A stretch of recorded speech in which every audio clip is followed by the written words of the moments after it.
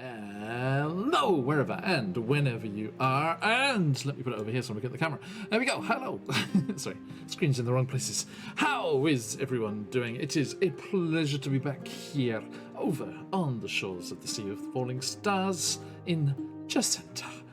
Not the best people in charge, but you know, we've got some up-and-coming adventurers here who are going to hopefully put a stop to all of that nonsense. And we are running a little late today, as you can see. We're probably in for a less mischief, and as a DM sits back and relaxes a little, as without too particularly chaotic fey elven types. But it is an absolute pleasure to have Scuff and Reese here, and we shall be catching up with them in just a moment. A big hello and thank you to everyone who's joining us already. Bolly and Grim, Mac and Charlie, thank you for earlier on. Charlie, you have to keep secrets from Scarlet. I've asked her not to watch the VOD so that we can surprise her with the current state of affairs in the Feywild when we have our session next week. And Daisy, good to see you too. Welcome, everybody. It is a pleasure to have you here, along with us for the adventures, as well as those of you in the VOD squad as well. Thank you for catching up when and where you can. Now, everyone, let us jump into things here. First and foremost, let me say a thank you to our good friends over at CZRPG. Boom! With a giveaway. There is the giveaway. It is open! Enter. Your chance to win the fabulous work of CZRPG. Please also check out their Patreon. Fantastic maps and encounter design, all kinds of stuff. Hey, Gaflop, how you doing? CZRPG, boom. There it is. Do jump on over there and check them out, and please give them your patronage if you are so inclined. Fantastic people doing wonderful stuff over on the Patreon there. And you can also have your chance to win from them. So, yep, like Charlie has there, enter, and you can have your chance to win today's prize. Do be around at the end to scoop it up. It is, yes, indeed, Charlie, fantastic content. Beautiful encounters, wonderful maps, interesting monsters and magic items, all kinds of things. Drop them into your games as one-shots, put them into your campaigns, however you fancy. We use them all the time, and I recommend that you do too. Now, that said, let us also say a huge thank you to the wonderful people at Sirenscape, bringing fantastic music and sound effects into your games, and you can use them wherever your players are. We are scattered across the globe here, the three of us, but all enjoying the sounds of the wonderful city of Mirth as they adventure around together because of those folks at Sirenscape. Over at sirenscape.com, you can have a free 30-day trial. The music's too relaxing, I'm chilling out now. As you can try it for yourself, and then you can become a subscriber if you want to carry on and be a Super Siren subscriber to get all of their stuff for your stuff all the time. Thank you, Bolly. I'm glad you enjoyed the VODs there. It was a good time indeed. Now, as we are rolling forward, let us also say a massive thank you to the other sources of music that there are to be had. If you head on over to our YouTube, boop, there, you can catch up with all the VODs and all the past campaigns that we've had, and all of the links are in the information boxes for those, all of the channels for music and art and things that we use. Please check them out, and if you would like to use them in your projects, do so, as they're royalty free and able to be used in whatever projects you have going on. The artists that we have for today, let me do this here. Boom. These are our artists of choice here. We have beautiful character art from Soletine for Scuff and Sephiroth for Reese. And also you'll be seeing soon, for the first time on the channel, our new intro, including Reese's character art for the fantastic Chessenta's Tyranny from Patch over at QuestJunkiesUK. Patch, who will be returning to this game, returning to this campaign next month. We cannot wait to have him back as Carolyn Sturgrove, and we are looking forward to seeing them and carrying on with their story as well. Now, let us dive in to said intro and let us get things rolling for tonight's session of Chessenta's Tyranny.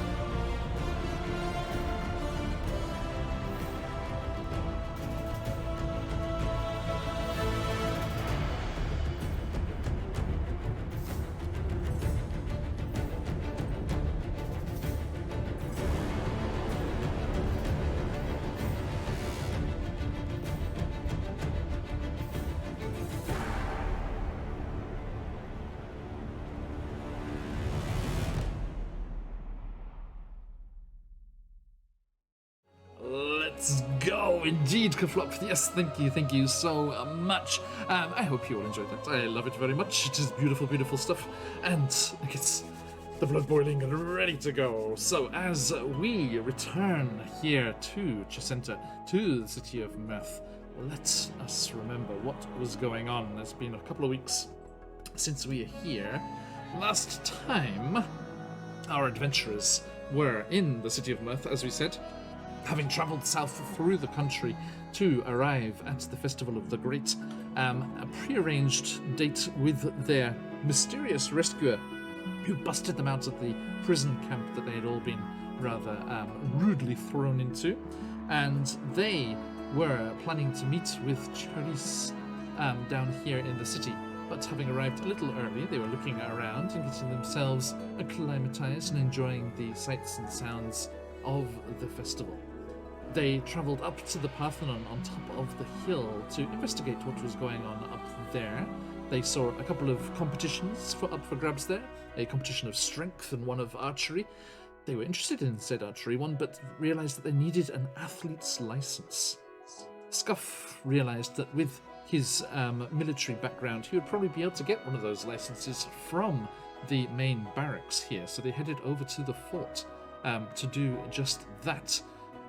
Some of the others, Luce and Reese, went off in a different direction at that same time, but they were interrupted by a flow of people in the direction of the fort and wondered what was going on.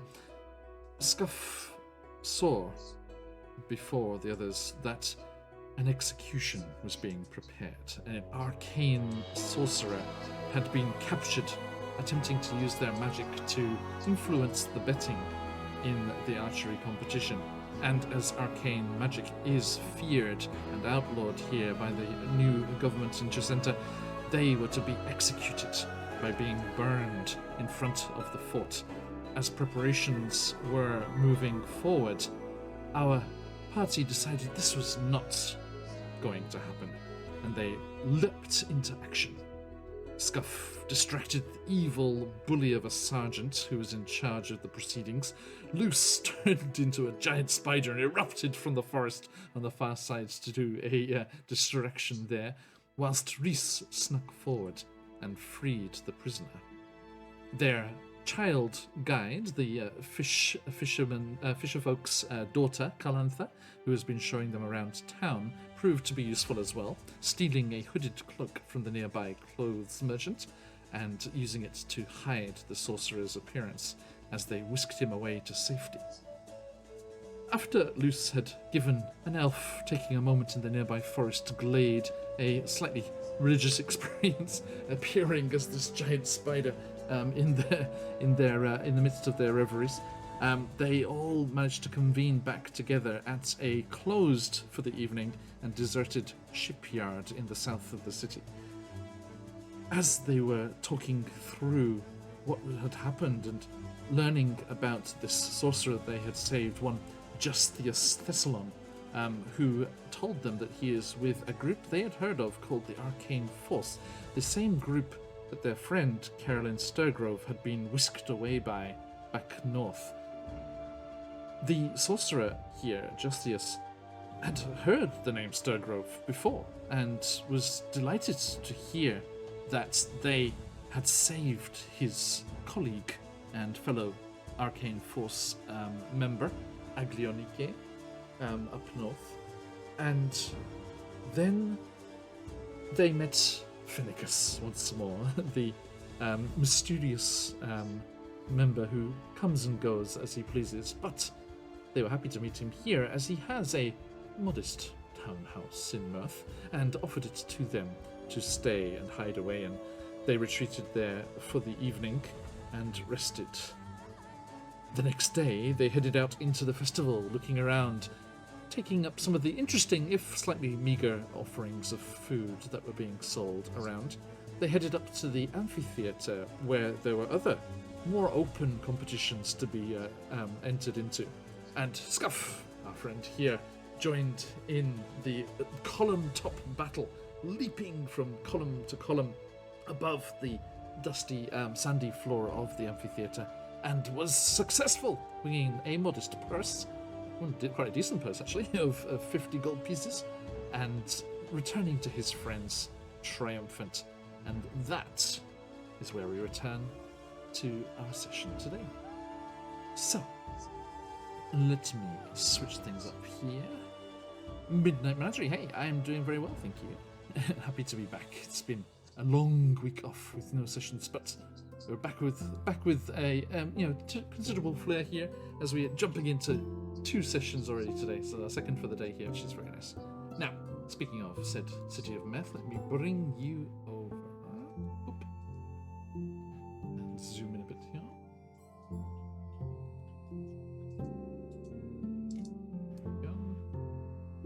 Okay, so they are up there at number 3 in that top left corner, northwest, if you will.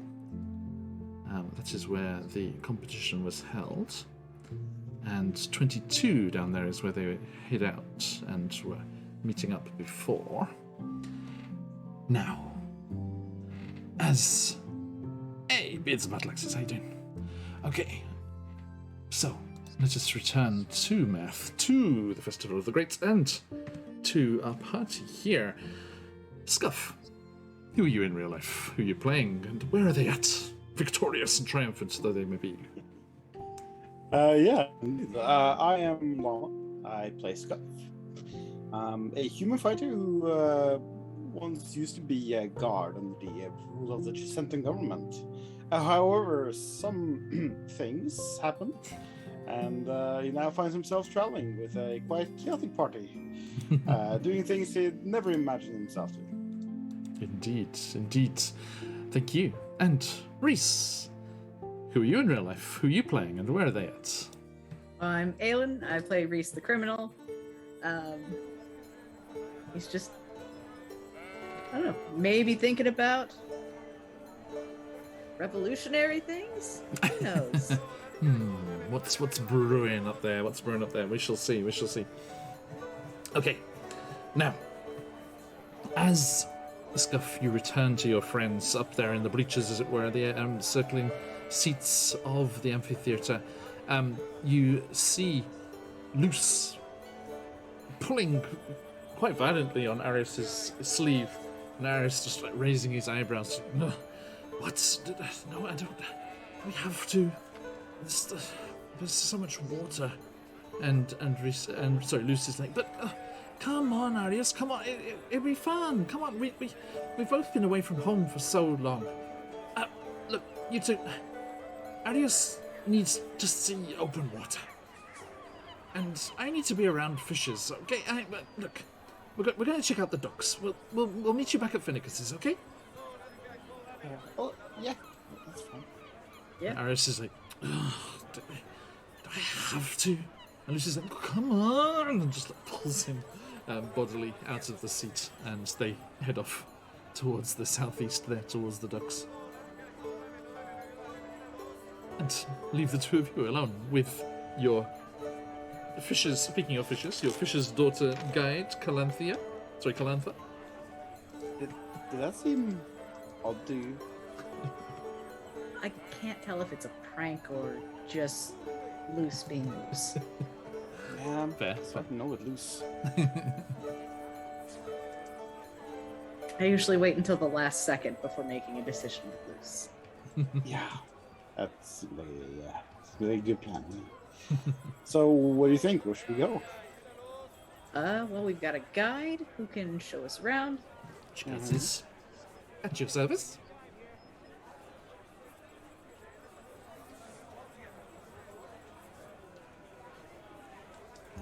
The look of, should we cause trouble? Or Just go. just enjoy the festival.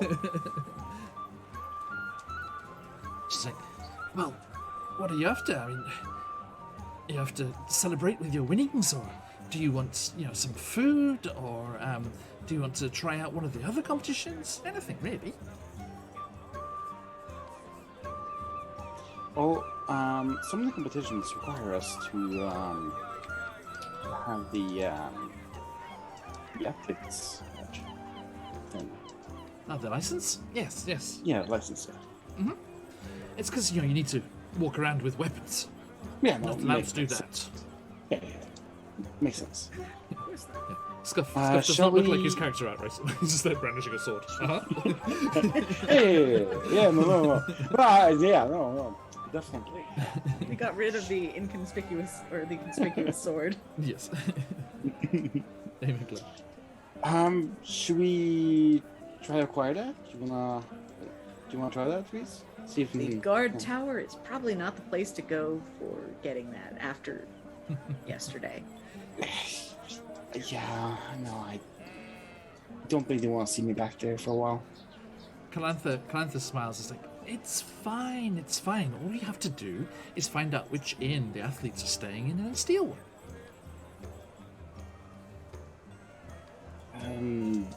Yeah, how about we don't?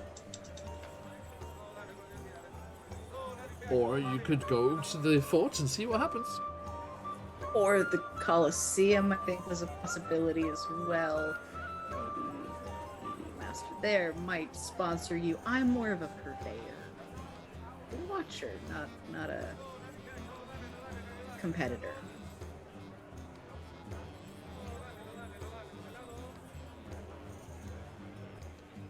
What say you, Scuff? Where do you want to go? Well, anything that doesn't involve stealing should be good. Reese does not look at all disappointed at that. Calantha does. So, I suppose. Back to the Chromatic Colosseum then. At the very least, we can maybe attend one of their classes. Well, no, I think we're a bit too late for that. We did not arrive early as we told them we would. Also, I think you and Luce and Arius had a meeting at some point, but I'm not sure when. Oh, meeting with who?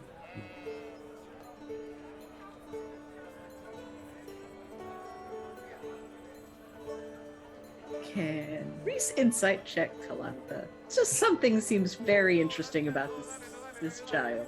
Yeah, sure.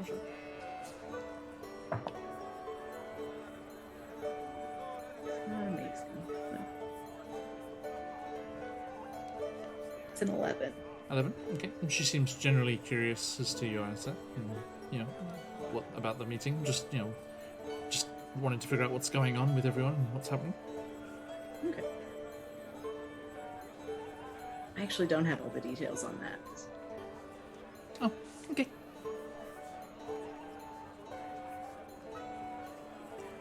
You want to watch them? She kind of comes over conspiratorially. It's like, if they're all sneaking around behind your back having secret meetings.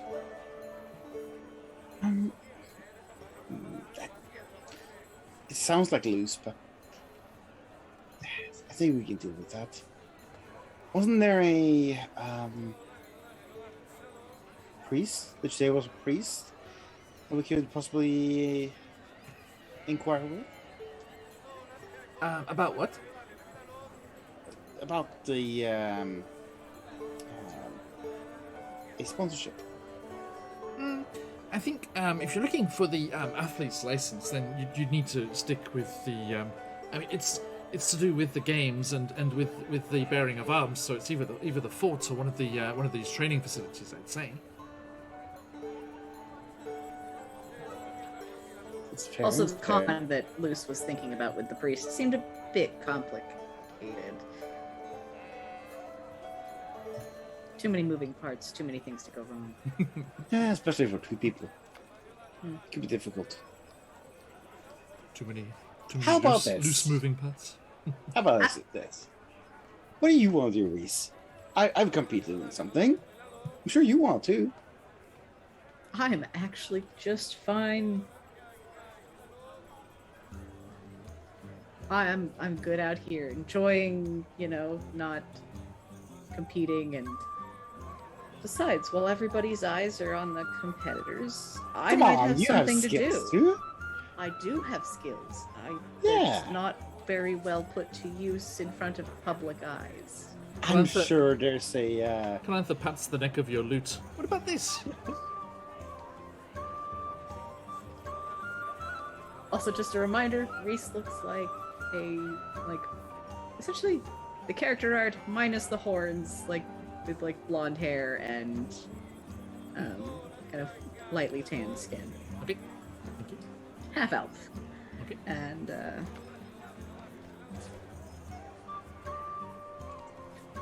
yeah, I guess I could put on a show. If there's a place for that. Could be fun. Any of the squares, any of the open spots, and the market where I first met you, back in the park in the center of town, or any of the competitive grounds. I think things are wrapping up here a bit, and you do see people start to stream out. It seems like Scuff was one of the last fights of the day for this particular section. There might be a recess during lunch period, and then people will come back in the afternoon. But it's a bit quieter here at the moment. How about the market square?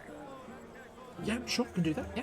A lot of people looking to spend some coin and maybe drop a little bit for some strangers. Maybe. Yeah. By the way, I've decided this one here is Fenicus's. Okay.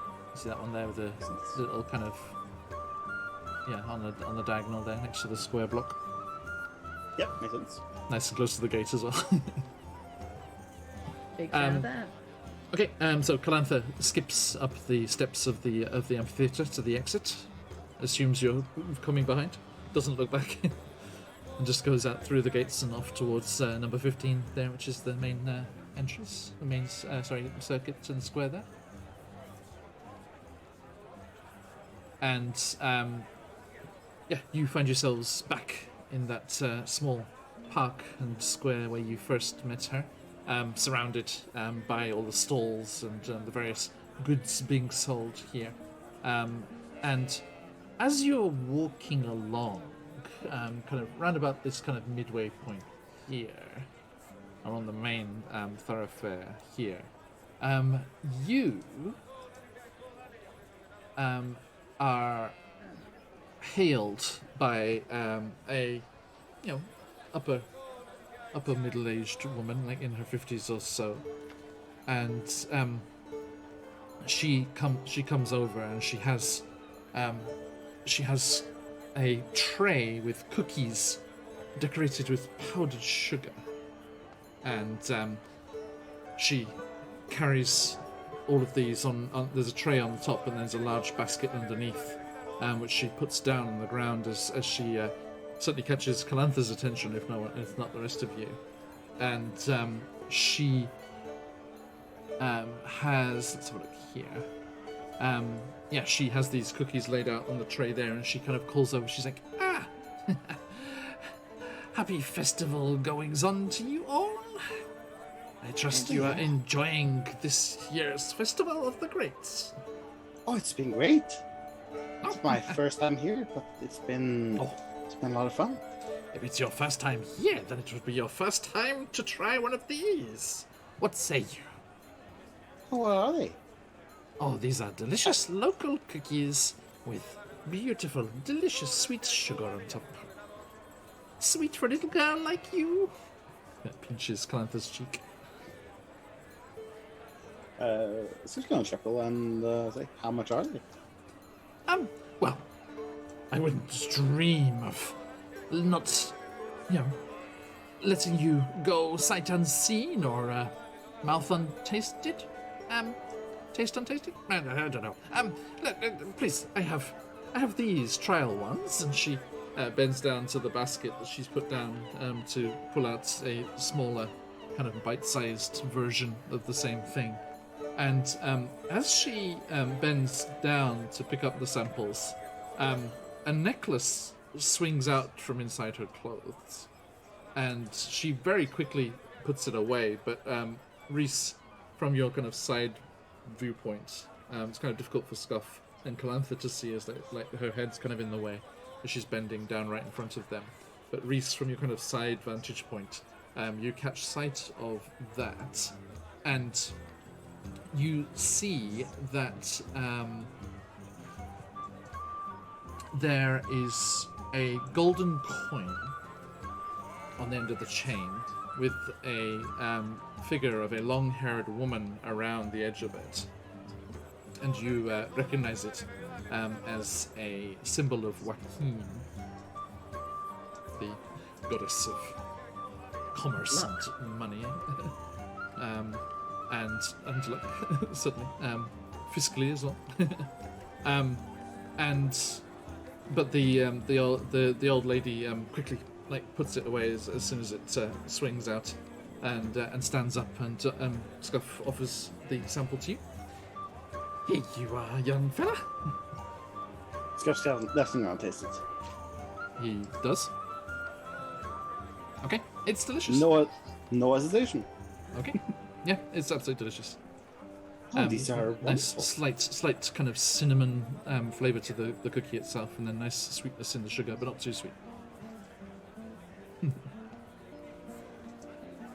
Yeah, Scuff's gonna happily jump on it. And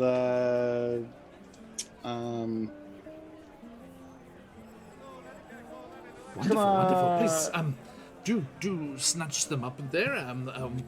A gold piece will get you 5 of the full-sized versions. They are selling fast. They won't last long. just gonna make sure that that Chessenta also gets some taste. Okay. You look over and you already see that Chessenta's got like powdered sugar around her mouth. Just Good. Start licking each finger.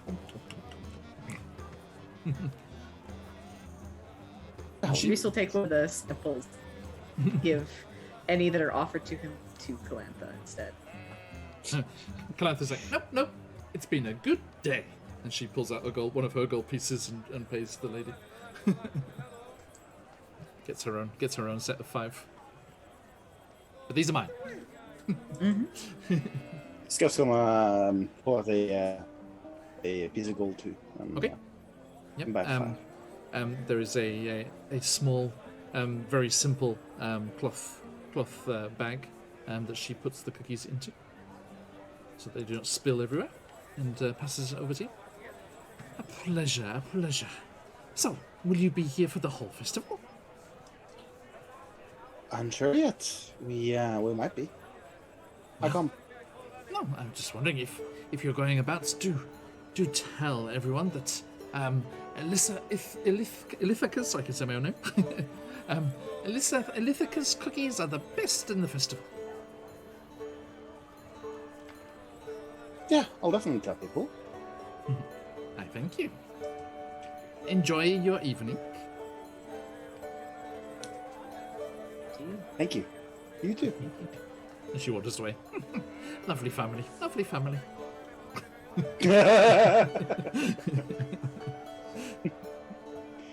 Yes.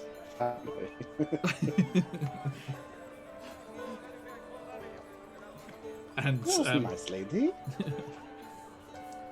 Chessenta's Yeah. like, yeah, these are delicious. You want one, Reese? I'm good. Thank you, though. You Especially sure? if I'm going to be warming up my voice. Perhaps later. Makes sense. And you carry on up the thoroughfare there. Chessenta has pulled out one of the cookies from the bag and is munching away on it. And she points at the training facility of that Dragonborn, Ebonmarsh. She's like, oh, that's where that's the place where the big fella is, if you want to get a license. By all means, Scott. Well, okay, sure, yeah. We should definitely do that. How did you lead the way? And you want to go to the Colosseum before the park? Scuff wants to head there. He doesn't want to distract Reese from what Reese wants to do. Reese is pretty He'll happy to probably go miss it. along with anything. He's just super chill and go with the flow. Like, it would not take a very high insight roll to get that.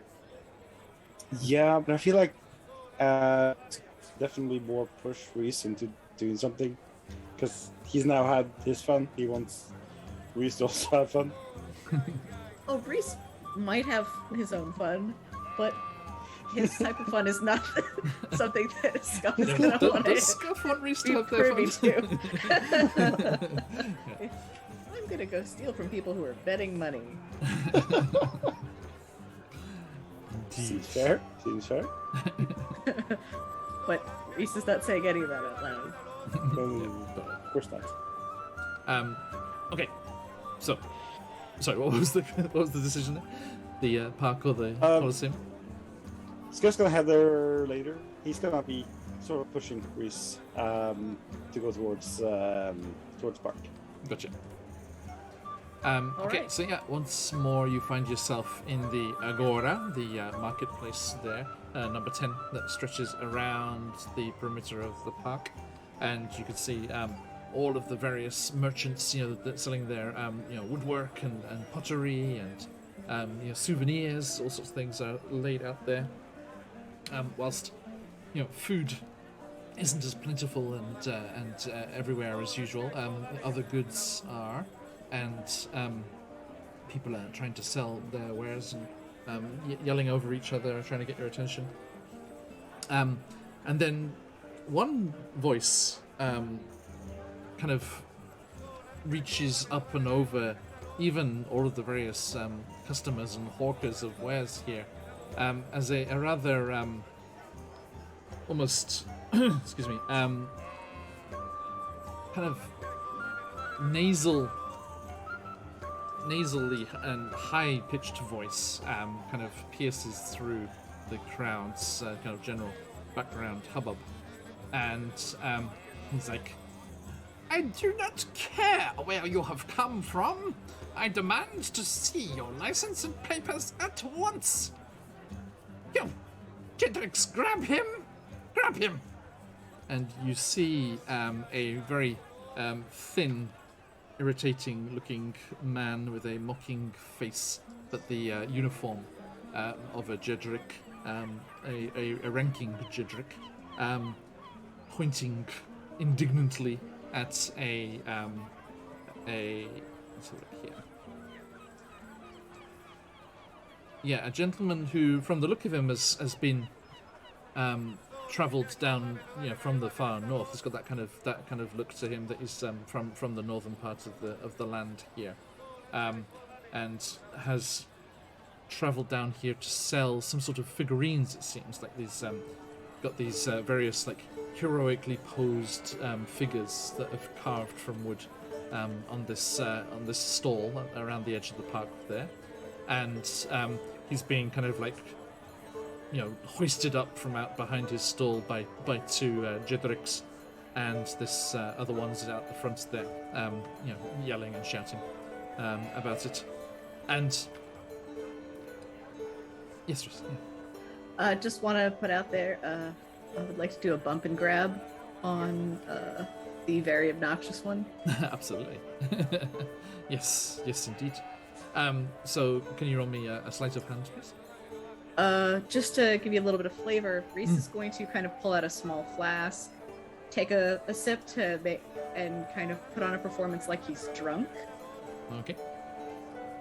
And then kind of, attempt to lift whatever he can. Credentials, cash, whatever, from this guy. Okay, please do.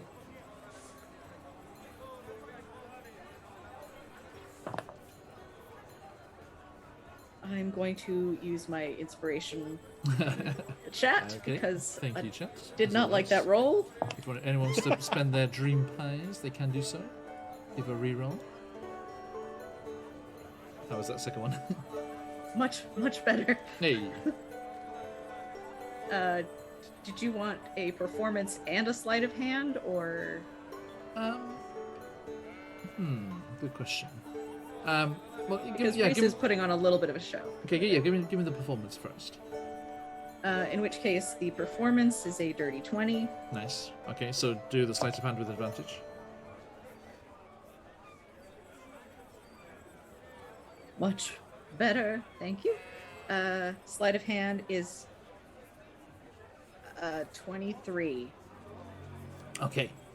So yes, as you kind of stumble forward and bump into him expertly, lifting what you can in the process, but just quickly putting it away and not looking at it. You just stand there and say, okay, what did I get? Oh. So you just quickly pop it into a interior pocket. And as you do so, he spins. He's like, ruffian, unhand me! And the two Jedricks kind of look up, and there's another Jedrick who's on guard here, was obviously stood here already, looking at the market in general. Much younger than the other two that are with this officer, and he's got short brown hair, similar to Scuff in many ways, quite athletic in his build, and he comes over and says to the annoying one, he's like, Private Thresk, it's just a simple festival goer. They meant no harm. So, you pathetic, lazy individual, not even looking out for ruffians out here, out to harm my person. If my cousin hears of this, and the younger private kind of looks down. He's like, sorry, Private Thresk. Sorry, same rank, but seems this connection with his cousin, whoever they are, seems to hold some sway. And he's like, yes, that's right. You go back to your slovenly guard's duty over there. I report you. I remember you. No, actually, I don't. What's your name? And the youngster's like, Lacus Private. He's like, I see. I have your name now, and I shall report this obstruction of justice. And he's like, festival goers, arrest the lot of them, drunken imbeciles. Now, you, where are your papers? Come here. Deliver them at once. And turns back to the stallholder, who digs out legitimate paperwork for being here, and shows them. He's like, okay, and don't let me catch you doing it again. And he nose up in the air and strides off. And the other two Jedricks kind of throw the stallholder back down and march off after him. And thank you. And you see that the stallholder is very pissed off that this has happened. And they're kind of grumbling and it's like, I didn't do anything wrong. And seems quite anti-Jedrick.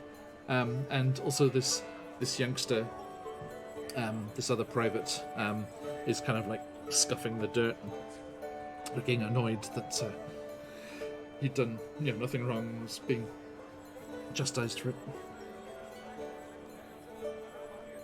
What would you like to do? Yeah. Scuff wants to approach the guy who just got chewed out.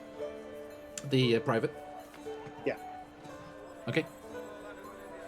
And he looks up questioningly. He's like, yes, can I help?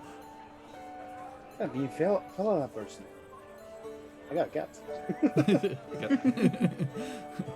Quite a mean fella. Who's that person? I shouldn't speak ill of fellow Jedricks. Oh, of course. However,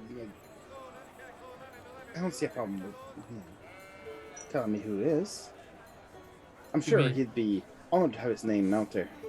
For someone that's high standing as his name is probably the most important thing to spread. Give me a persuasion check. Will do.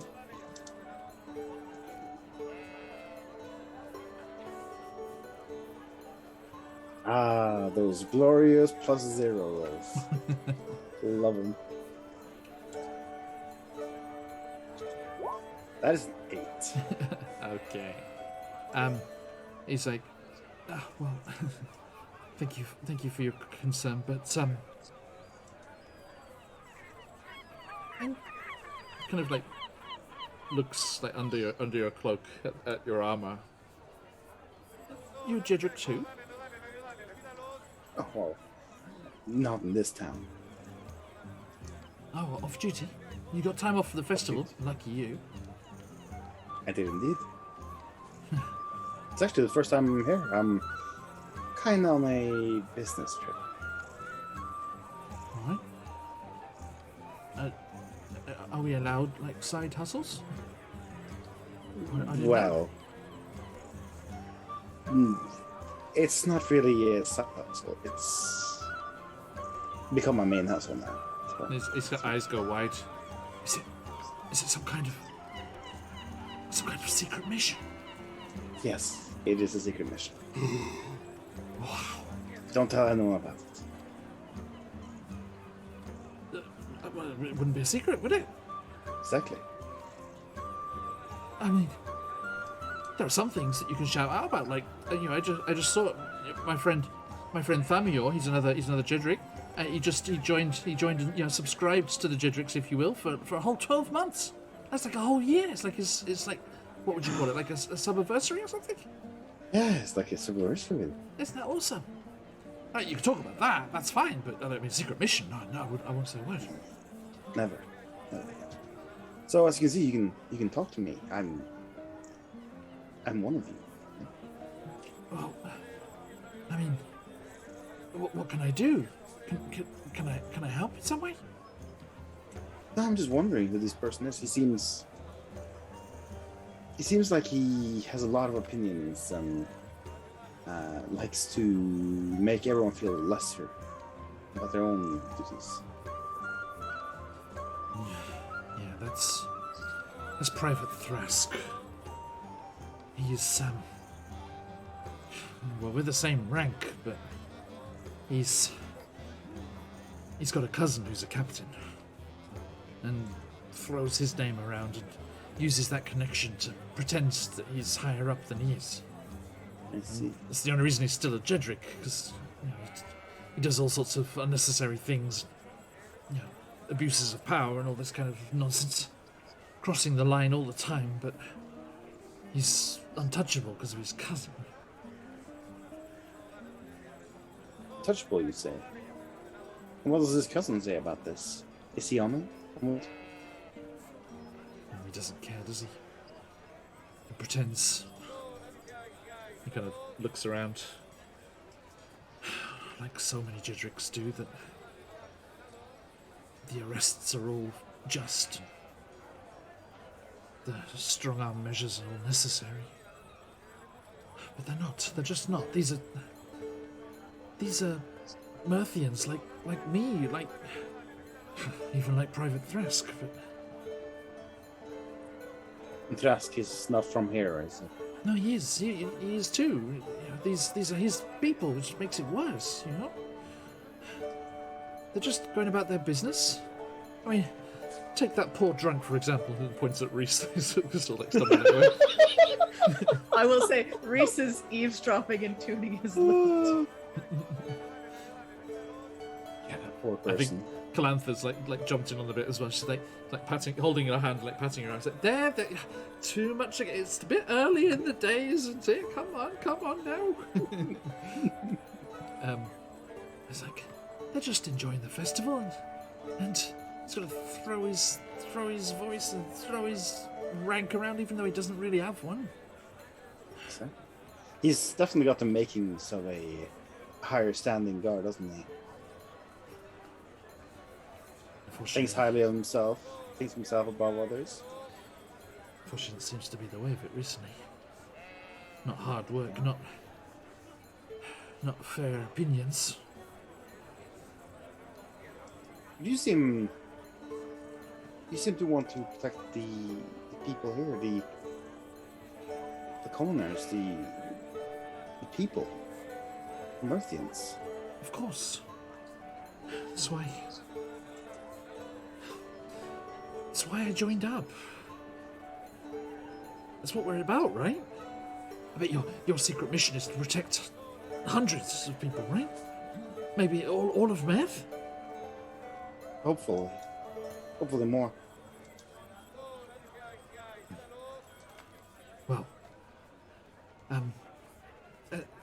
Sorry, what's your rank?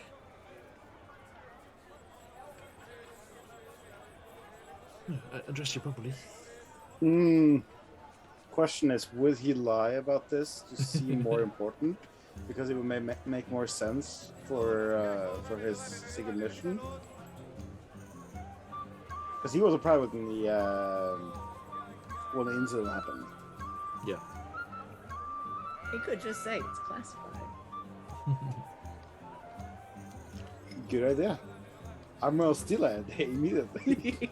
Go for it. That is classified.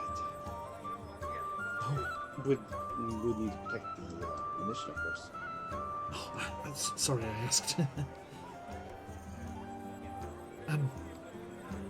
So, Are there more like you guards? More people who seem to dislike others. The way So- things are going. some, yeah. I'd say so. Oh, are you like are you like rooting out like corrupt officials within the ranks? Sort of, yeah. Right. I found quite a few down here in Mirth. It's so far from the capital, you see.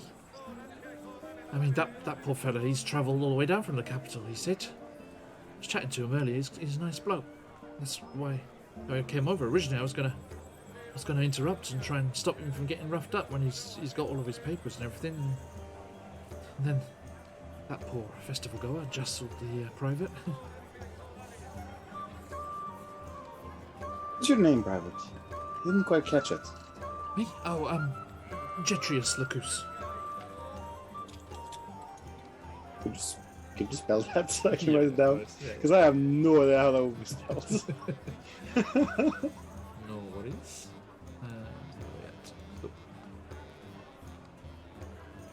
Stick it in chat.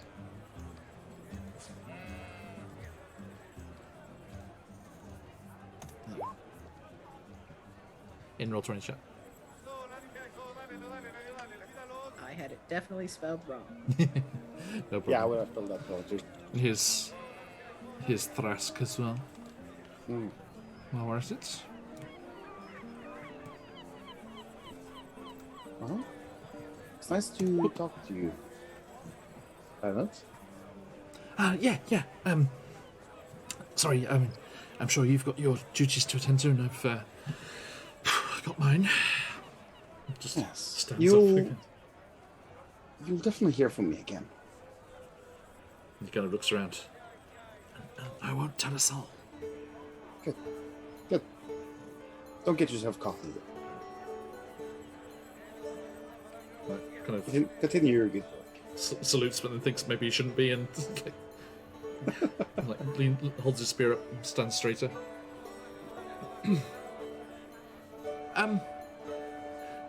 Let's see, where is it? Is it and he kind of like, he does look over. He's like, "There's, are you all right?"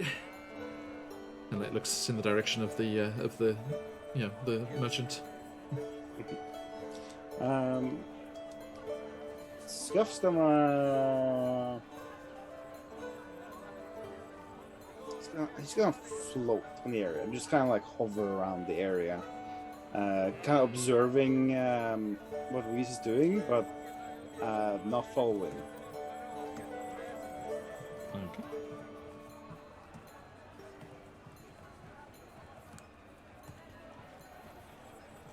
So you yes, you follow on, and Reese continues the act for as long as necessary until you're quite far away from Private Lacus, and you catch up with them when you're a distance away, and like kind of maybe Reese kind of stumbles in with Calantha's directions like into the park, out of sight of the main thoroughfare there. Yeah, once we're kind of like hidden behind something, Reese is gonna have a look at what he stole. Okay. You find let's see. 5 silver pieces and 2 gold pieces, and a Jedrick insignia kind of badge, but private level, and a small symbol of Hothra. Right.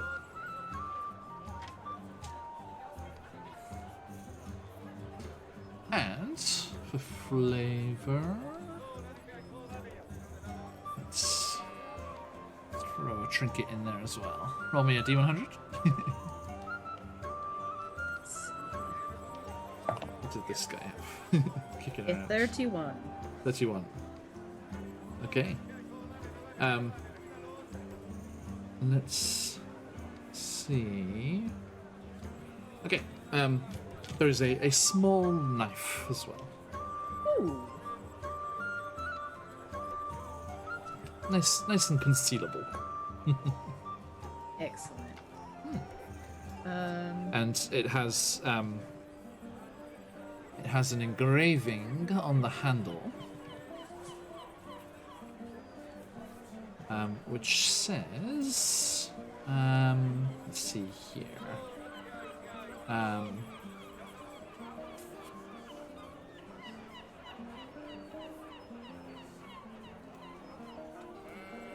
That's a good one. Okay, Soleno? Yes. I can get a spelling on that. Yeah, no worries. There you go. Do I have an idea of what that means? I mean, as a local, yeah, you kind of smirk to yourself because it's kind of marked like almost lovingly, like as if this like belonged to someone named that, or was gifted by someone named that. But you know that in Chessentan folklore, this was the name of a harpy, as once was.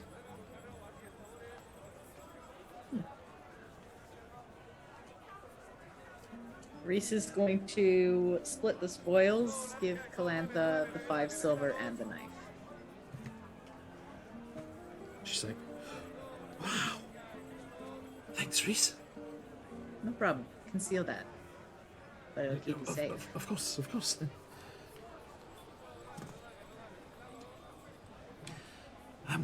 So, are you going to play some music? Absolutely. Nice. And she kind of like pulls you over towards like some of those, very pretty trees and the fountain that's there, and there are lots of people enjoying the end of the afternoon's warmth. Oops, sorry everybody. I've got stuck there for a sec. Come back to us. Lost definition. Yeah, this is that nice fountain on the side, and the beautiful pink blossomed trees above, and you are able to find a nice spot there with lots of people sat around, and kind of people look up expectantly as you kind of swing your instrument off your back and sit there and start to tune it, and a couple of people kind of wander over, looking at like something's about to happen. Reese just kind of like sits down very like casually, puts a cup out, and just starts playing, not trying to draw too much attention, but just to fade into the background. Okay.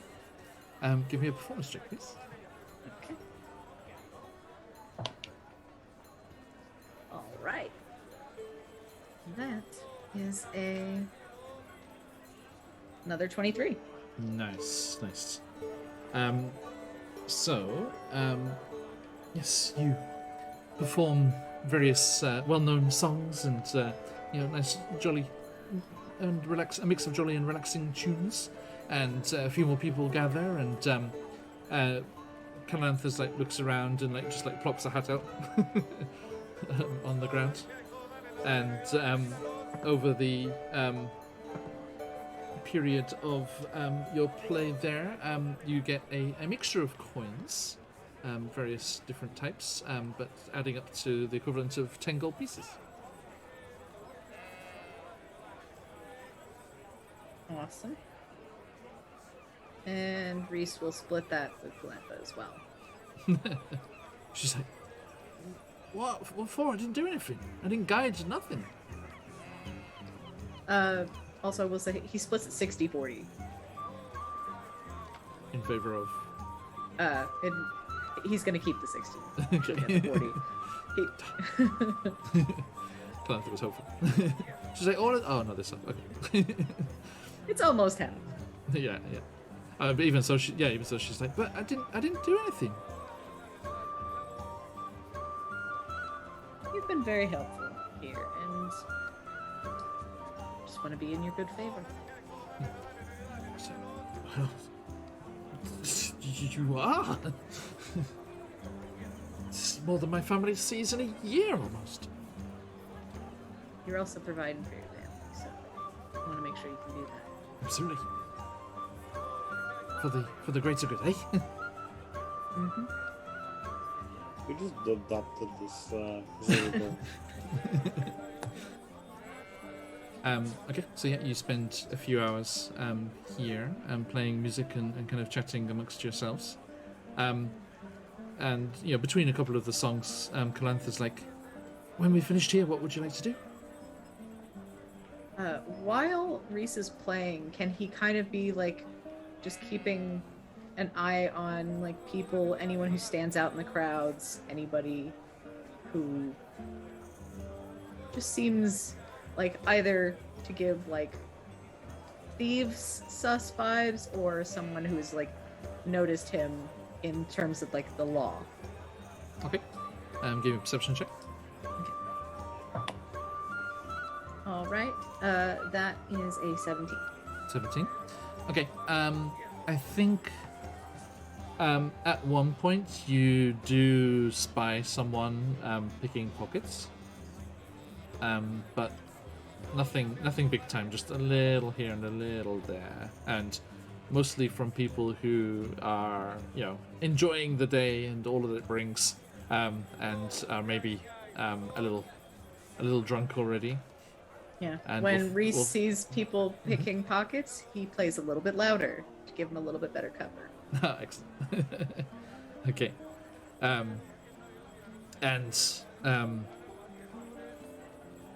think let's see here. Okay. Unfortunately, they do not twig that that is what's happening, and they just think it's good luck on their part, and take advantage of that. Scuff, what are you doing? While this is going on, Scuff will, as I said, float the area. Kind of observe. He's looking for peculiar interests, people that seem either like extremely influential, rich, or just people who stand out from the crowd in general. Yep. Well, everyone, here's Calantha that we were talking about. We had a character out there.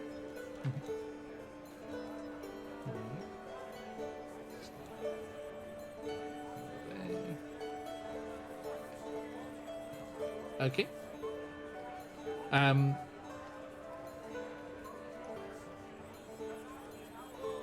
Okay, so where are you headed first? He's gonna float the area because he wants to keep an eye on Reese just in case. Mm-hmm. Never knows with Reese, Yes, fair. But he's gonna not be where the performance is, and kind of just be in the general vicinity. Okay. You see that on the four sides, the three corners and then the southern side of the market, there are other Jedricks posted, like our friend Lacus was before. Lacus is over on the west side, near the number 10 there, and then there are other there are other Jedricks at the northern tip there, in the eastern corner, and then the middle of that southern edge. And every now and then a patrol will come through. But they're kind of just looking for like drunken fights and things, big attention-catching things. They don't seem to be paying too close attention. And I think you don't spot the pickpocketing and things going on. It's more Reese's trained eye that caught that. Yep. That makes sense. Any special interest things that stick out? Any people that causing a ruckus? Anything like that going on? It's a little early for like really big, like anything like drunken, like disorderly big things to happen. Before the real kind of parties and things kick off later in the evening would be more of trouble for that. There is a bit of an uproar that goes off over on one side of the park, but then you hear it's actually joyous shouting and sounds, and you see that someone has a small group of performing animals. They have a couple of rabbits that are jumping through hoops, and a dog that's wearing a tutu that's running around and doing backflips, and a monkey on their shoulder, but the monkey is not actually performing. It's actually playing a concertina. She gets very impressed. He's just gonna drift around and enjoy his time while we play the music. Okay. Windy JD&D, thank you for the raid. Welcome in, everybody. I hope you had a fantastic session yourselves as well. We are here at the Festival of the Greats, playing some music in the park, getting some coin, spying the lay of the land and seeing what is going on around here, and just enjoying the sights and sounds. Everyone do head on over to Windy's channel here. Let's see what's been going on. I assume some D&D. Yes, indeed. I hope you had a great session, Windy. Thanks for coming by. We have a giveaway going on at the moment for the fantastic work of CZRPG. ! Enter in chat if you want a chance to win. Okay, so Reese, your pretty successful busking session goes off quite nicely there. You kind of see some up-and-coming talent in the city, or you're not sure if they're visiting just for special occasion, but you are able to spot that going on and hanging out there and wrap up playing. Okay. So upon wrapping up, he'll kind of reunite with Scuff. Okay. And he gives him 3 gold, or the kind of coin assortment that would be 3 gold, Mm-hmm. and included in that is the insignia for the Jedrick that he stole. Scuff, you see that? Did you get this? A rude friend just handed it over. Didn't know what you wanted to do with it, so I figured I'd give it to you. Hand it over. Can I insight that? Do you need to? If you want to, yes. I should say you just happened to lose it. Yep.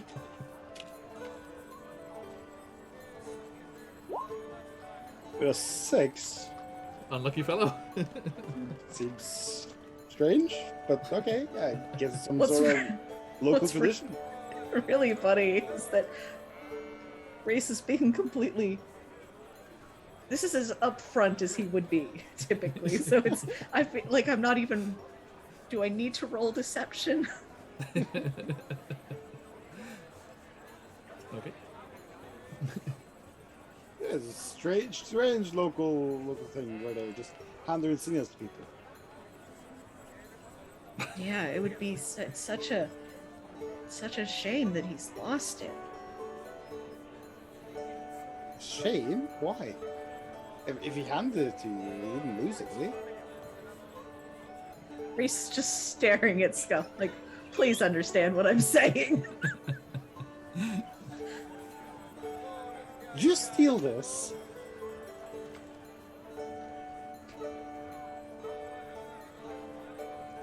I Class just is like, happened to bump into it. duh.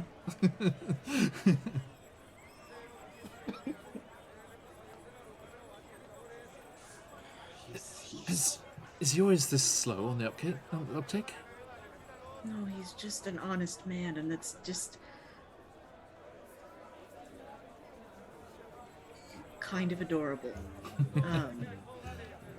It's a shame you left the force, Scuff. Why? Seems like the Jedricks could do with more people like you and that other little fella before. Yeah. I didn't really even leave the force. It's a long story. Right. Well, how about we walk and talk? Come on, Yeah. spill. Well, I don't know if you noticed earlier, with the burning the man. Yes, I noticed. It was horrible. While I was conversing with the sergeant, my armor kind of shrunk on me. Do you remember that? I was busy acquiring a hooded cloak. So nods at Reese. Yeah, okay. Well, there's this curse hanging over me that sometimes does things that I have no control over myself. Her eyes gonna go mischievous. She's like, "Have you dallied with a hag?" Me? No. Never mind. What do you know of hags? How do you know that? It's in all the stories, isn't it? Is it?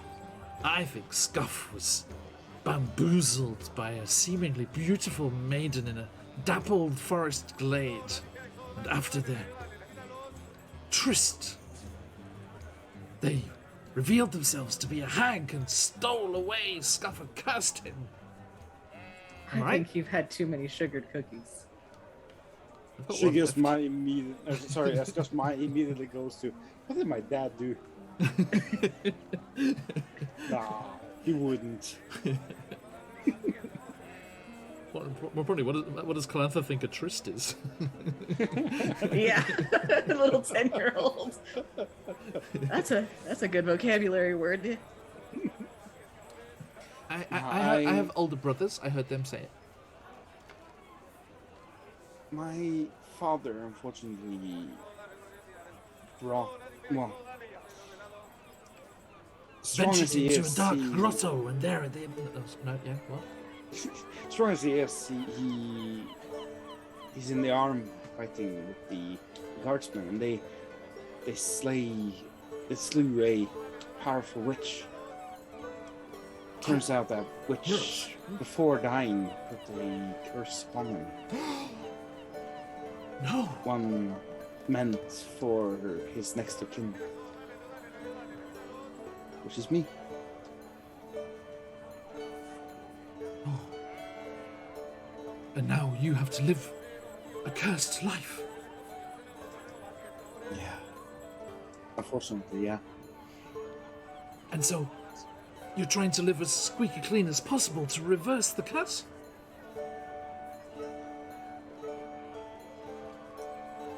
Never thought about that. Maybe. Maybe making up for, well, not to say she was right, but vengeance. Possibly. I do find magic quite interesting. I think it's why I was drawn to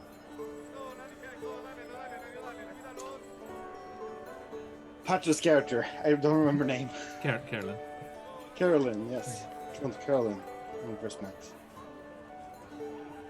What are you talking about?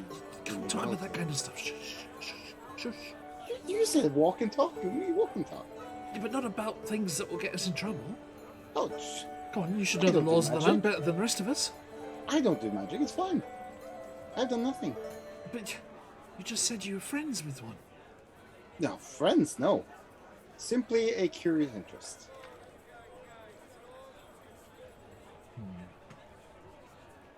We didn't know each other long enough to become anything but acquaintances.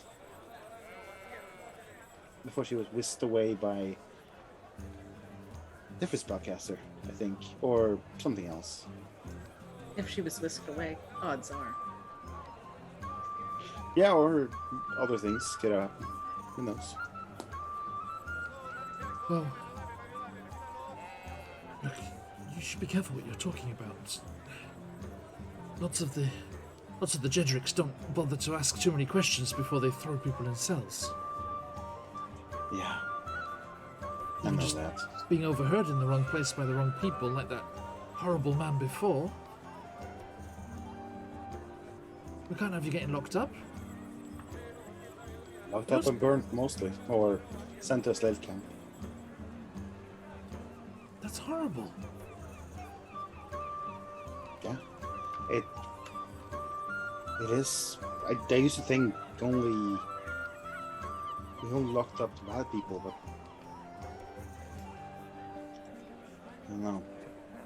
Her eyes narrow, just like, did you arrest people? I arrested one. Who? A local drunk brawler. He usually caused issues at the tavern. Did he deserve it? Really deserve it? I don't know what happened to him. Probably just a couple of days in lockup, but I don't know. I think he did. He usually caused a lot of ruckus, and this time it was really bad.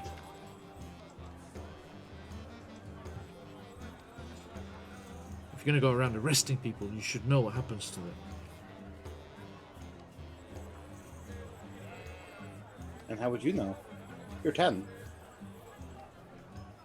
But it doesn't seem fair that, you're going to start the process and not see what happens.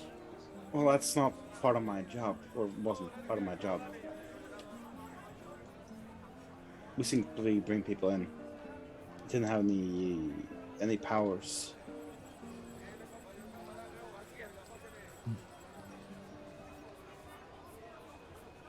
It seems like having too many people saying that wasn't my job, it's not part of my job, is dangerous. I'm sure it could be. It leaves a lot of power for the ones in charge. Easy excuse.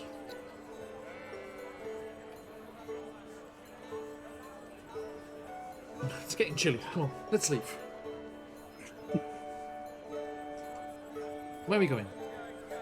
Seems a bit sulky. It's early. It's just pats her on the back. Where indeed?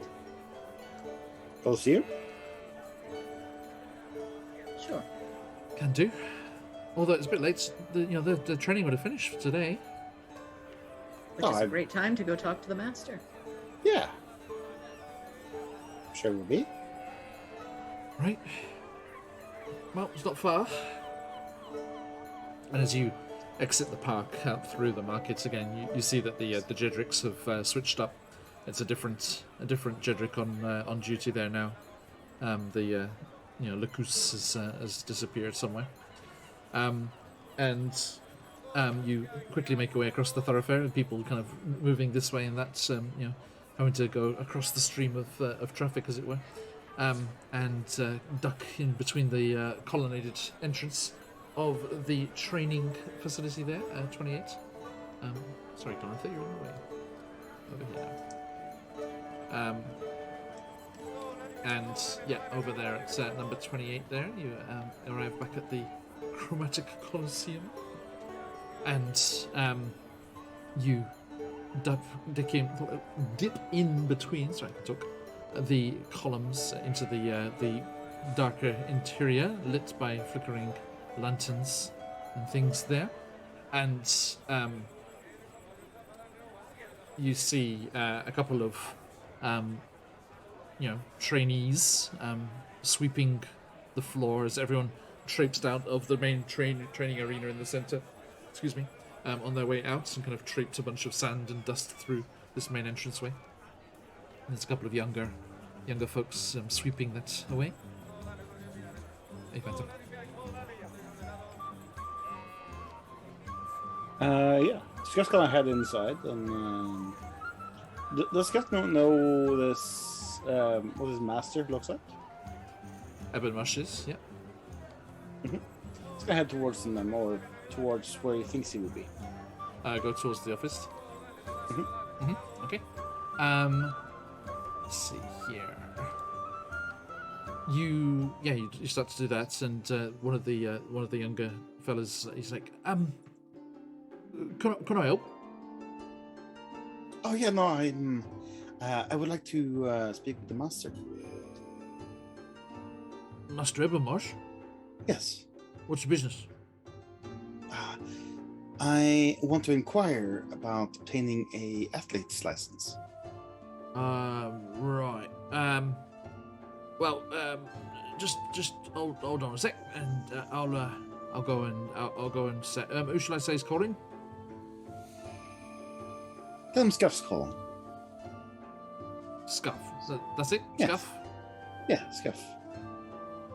Right.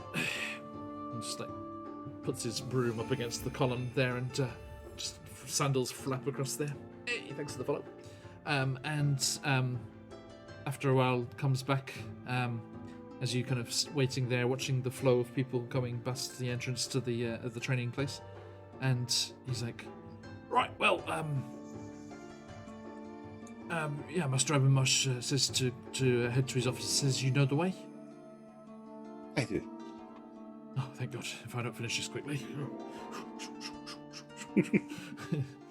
So doing that, and yeah, you the three of you are left to your own devices. Yep. Scuff's gonna head towards the office immediately. Okay. Yep. Reese, you following? Yeah. Yep, Reese follows suit. Okay. And Kalantha too.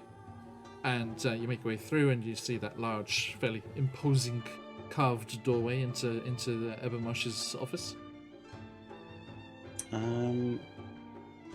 The door is the door open or closed? Closed at the moment. Scuff's gonna walk over and knock on the door. Come in. Scuff opens it and steps inside, kind of trying to look official, trying to present themselves well. Okay. Greetings. And yeah, you step into the fairly Spartan office. The large desk on the opposite side, facing the doorway, and just the smell of sweat, but not unpleasant. Like it's like earned sweat. A long day's training, and the slight, almost kind of sulphurous smell that Ebermarsh had when you met him the day before. A remnant of his time in Avernus. Not that Scuff knows that. And you come on in there, and you see him like standing in front of his desk, so on your side of the desk, but looking at it, looking at something that was on the desk there. There is a chair, but it doesn't look like he gets sat in very much. And you make your way inside, and he closes a folder that he was looking at and turns around, and the large black leathery wings that stretch out from this dragonborn's back kind of rustle a little bit and then tuck in behind him. And he's like, our couriers. Yes. Come to check that I did my duty? No, we wouldn't No, doubt it. in fact, I have other means or other reasons to be here. All right, well, rest assured it's been taken care of. Much I'm glad. appreciated. Pleasure. So, what's the problem this time? Oh, not so much as a problem as a inquiry. I've been noticing that to participate in certain events around here, you need a athlete's license. And I've heard you're the person to talk to about that. That's one possibility. Yes, but round these parts, Scuff, wasn't it? Yeah. Yeah, You've got to earn a license. of course. There's a large, toothy grin and a little It's only wisp fair. of smoke from his nostrils. And I'm sorry, I can't remember if I have a picture of him. Let's see. Oh yeah, I do. Yeah, let me quickly try and grab it.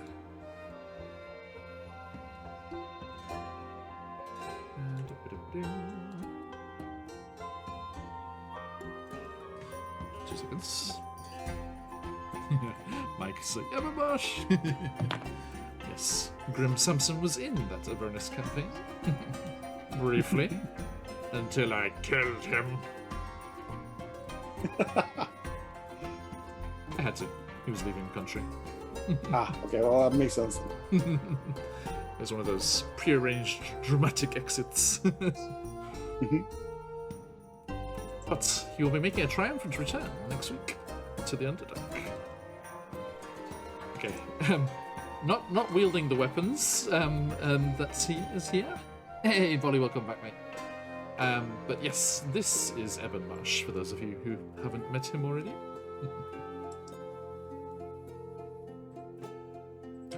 Looks slightly scary. Just slightly. Yeah.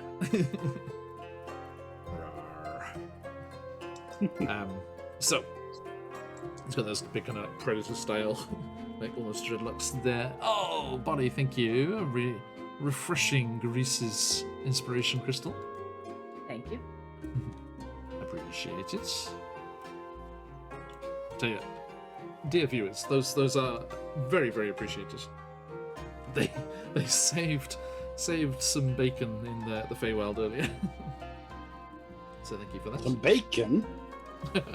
Well, yeah, just an expression, Oh, okay.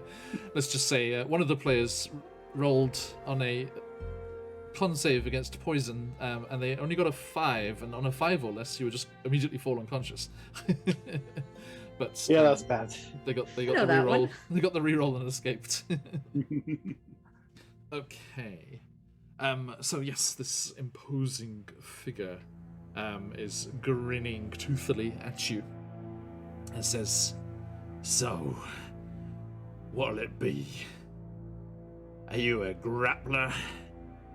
Or one with a staff or a blade?"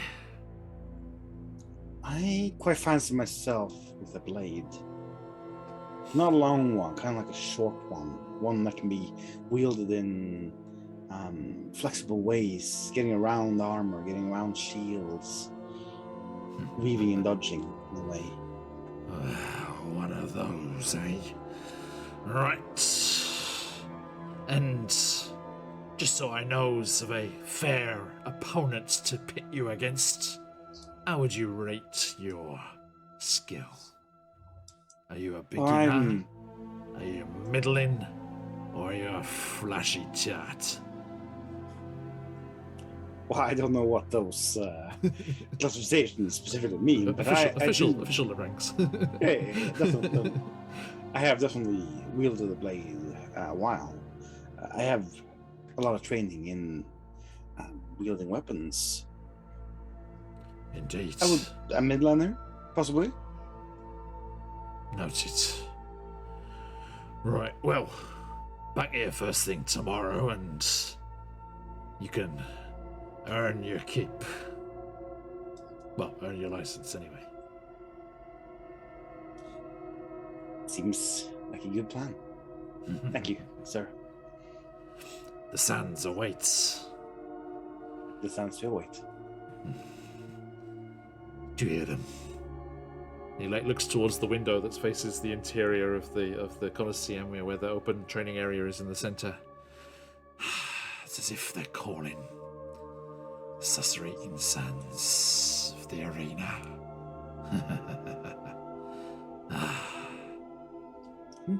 A much sweeter sound than certain other places.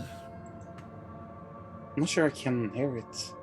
This calling you're saying, the sand. Oh, it doesn't come at once for everyone, but all being well, you'll hear it too, sunshine. You'll hear it too. Well, we'll see. We'll see tomorrow, I hope. You got a place to stay? Do you need bedded down in the barracks? I assume so. You seem to have looked after yourselves since yesterday. Yeah, we found a place to stay. Quite a nice place, actually. Like Fennicus pops in the window. Modest. No, it's not that. Right. Well, we'll see you on the morrow. I'll see you tomorrow. I won't take up much more of your time. Nah, best not. There are taverns to head to. Yeah, you enjoy yourselves there. Oh, I bloody should be. I'm supposed to be retired. Ugh. Bloody Firemore dragging me out here. So stupid red dragonborn. And kind of just as you come on. We'll deal with you tomorrow. Reese is the first out the door. Yeah, just gonna head out too. Calantha just falls in right beside you. Scuff is like, do all dragonborn have wings? I wouldn't know. I think this is. I've only seen one other before, and it didn't have wings. I assume they don't all have. I'm not sure. Subtle variations, maybe. Why don't you have wings? Me? Well, I don't know how I would get wings or grow wings. Do you know how to grow wings? I don't know. I think I heard some dragonborn calling it the gift of the Akabeko or something. You know a lot of things, very specific things. Sorry, that was John. That was John making a very, very niche joke because Akabeko is a legend from Fukushima here in Japan, which is about a Red Bull. Sorry. Her brothers must be some very niche adventurers. very, very journeyed lot. Yeah, fisher folk like to gossip about all sorts of things. That's true.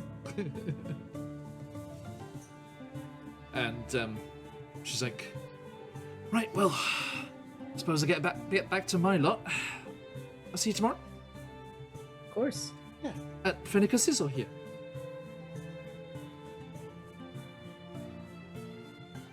Up to you.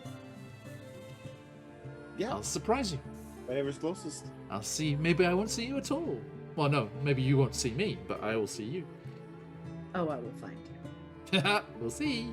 And We probably will see you. skips off between the crowds. And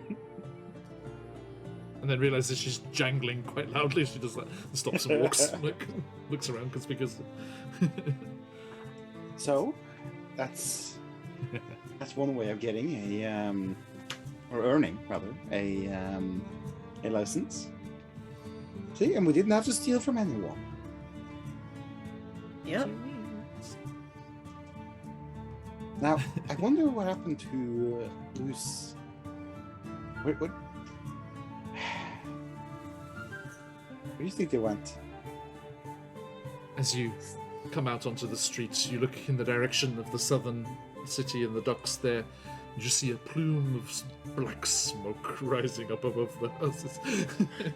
And hear distant screams. Uh-oh. Just imagining that vine of that guy waking up on the air mattress out in the middle of the lake and just screaming. Oh. Do you think what I'm thinking? Probably not, but go on. Well, I hope it's not, but knowing Luce, that could be a prank, I guess. Do you want to go check? Nope. Me neither. Just leave it at that.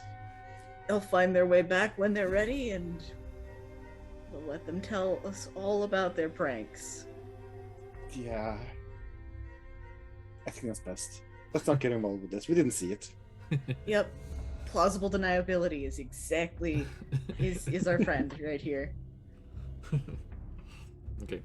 I need to message Emma and Lily before next session and say, okay, why the smoke? It's like, what happened? What did you do? The DM needs to know. Luce just comes back. You won't believe how flammable googly eyes are. Okay. I feel like Reese would almost be disappointed because he bought the googly eyes. Enabler. No, not the shenanigans. Unless they Is that- blow up. Let's head on back to the townhouse. If you don't mind, I'd like to make a stop. Oh, sure. Where are we going?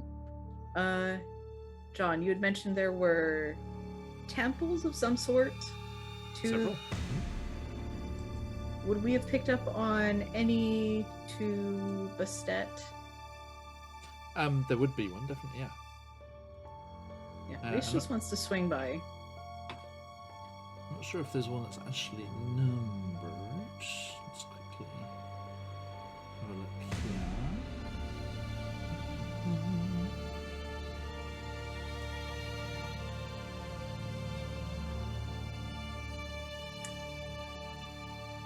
Sorry, folks, let me quickly gaze through our gazetteer here. Yeah, there isn't one mentioned specifically. So, sorry, Marsh, how do I please? Let us say that. I'm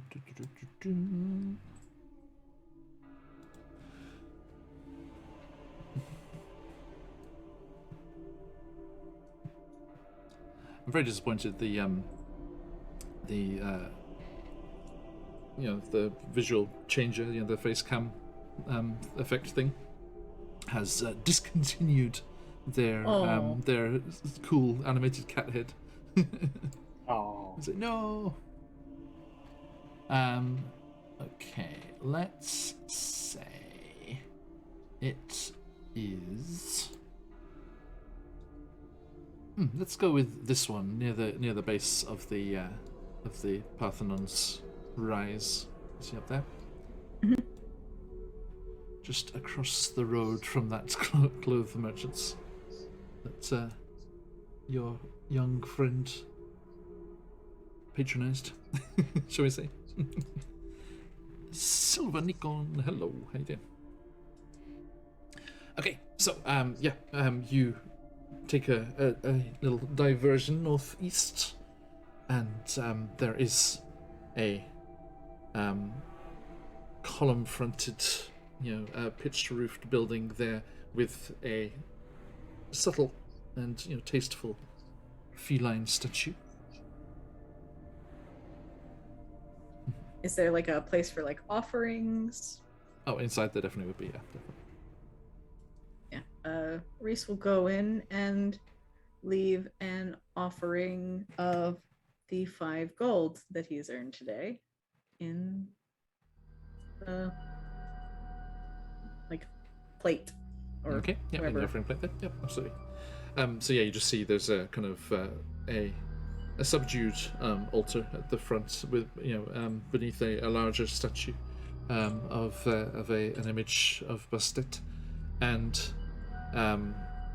it's strewn with flowers and offerings, some of the precious food of the festival, and several financial offerings like yours are in a collector's plate there, and the black-robed priests and priestesses are leading prayers for larger paying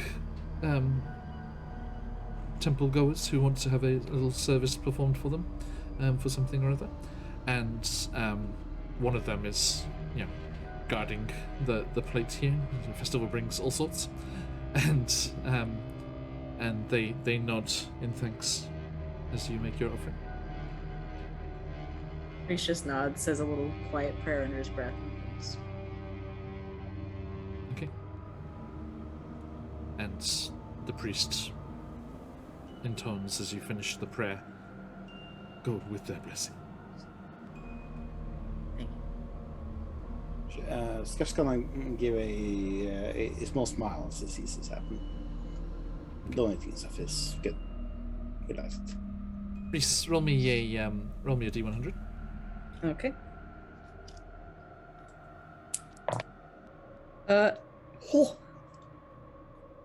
Why couldn't that have been on my divine interventions any other time this week? That is a 5. A 5. Very nice. Okay. Noted. Right.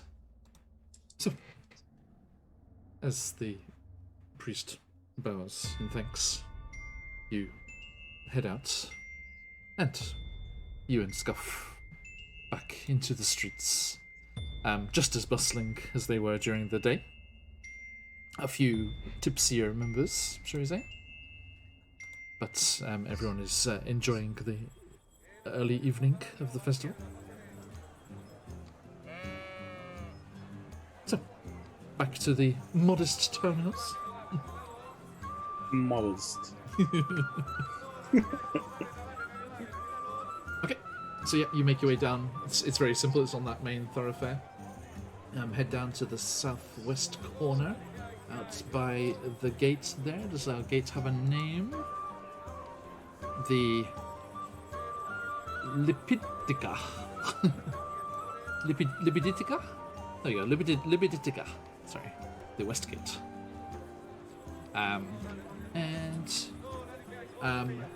You head back to Fennicus's, which is that one there,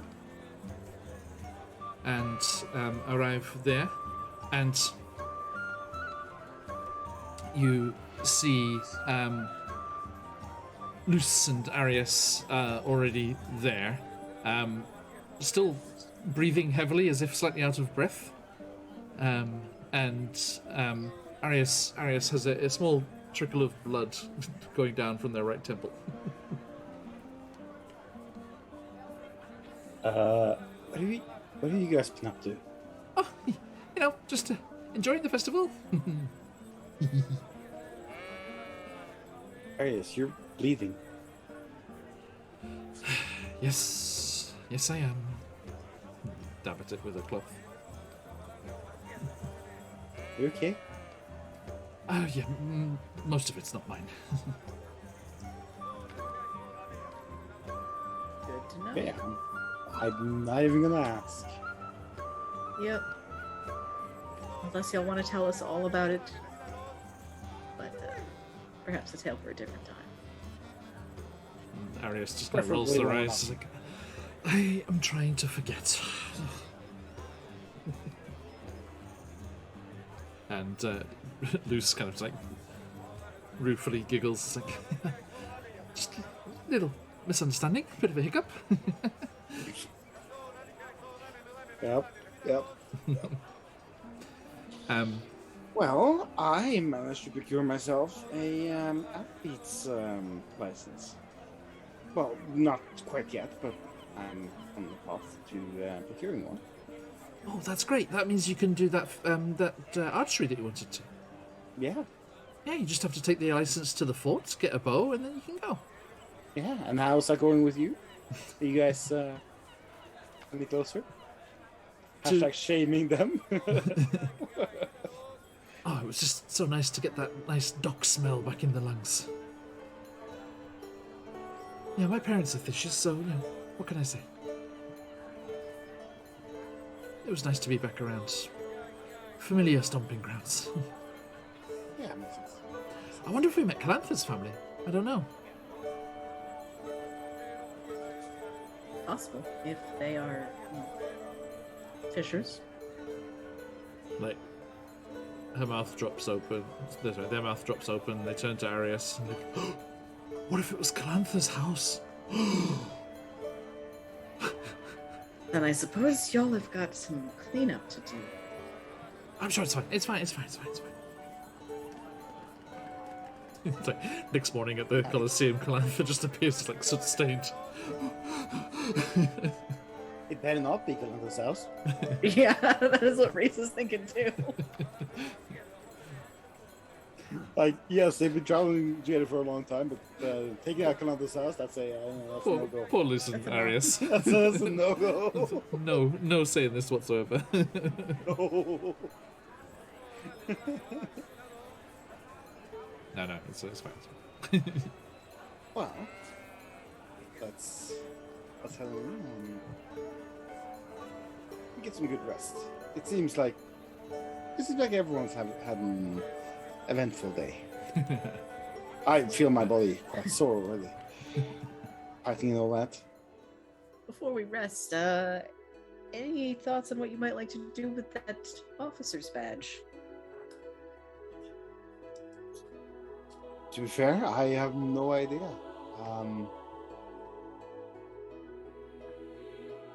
Probably an issue I if was- somebody loses their badge, right? I was thinking about handing it back. Okay. I might sneakily slip it to one of the guards and mention who it belongs to. Or we could cause a little bit of trouble for that one guard in particular. Maybe he no longer becomes a guard. Maybe his cousin too. Yes, I was listening in. I'm going to eavesdrop if I'm within, a certain distance of you. First of all, that's rude. You shouldn't eavesdrop people. You didn't know I was doing it, but I know that's not the It's still point. rude, regardless of whether or not I know it. Second of all, while I don't particularly like, sorry, I wrote his name down. I need to go check my notes. While I particularly don't like Heptus, he's not technically done anything wrong. And He's abusing his causing- power, and that's wrong. Right? Yes, but he hasn't done anything to get himself into trouble yet. What if we helped nudge that along just a little bit?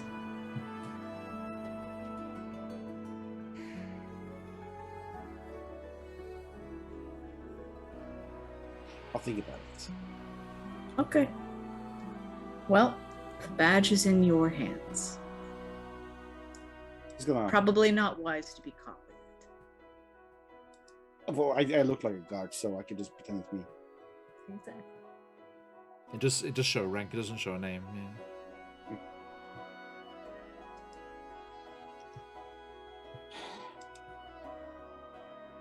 We'll see what we do with it. That's the best Jeff can give you at the moment. Reese just nods and goes his own way. Okay. And you check up on your sorcerer friend, who's also hidden away here, and he seems to be recovering nicely, and not able to do the miraculous long rest of adventurers, unfortunately, but much better than when you rescued him, and you rest up in your kind of encampment here in Finicus's woefully underfurnished house. And you may take the benefits of a long rest. Awesome. Thank you. And the next day dawns.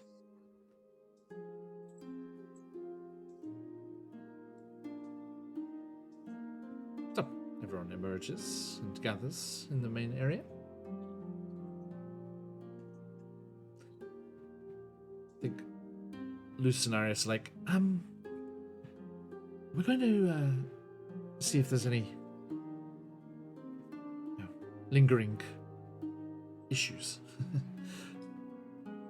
Yeah, make sure you clean up whatever you guys did yesterday. And make sure that it can't be traced back to you. I wasn't gonna say that, but it was more a series of events that we instigate. It could have gone any number of ways. It just it's the people involved let it. We'll check.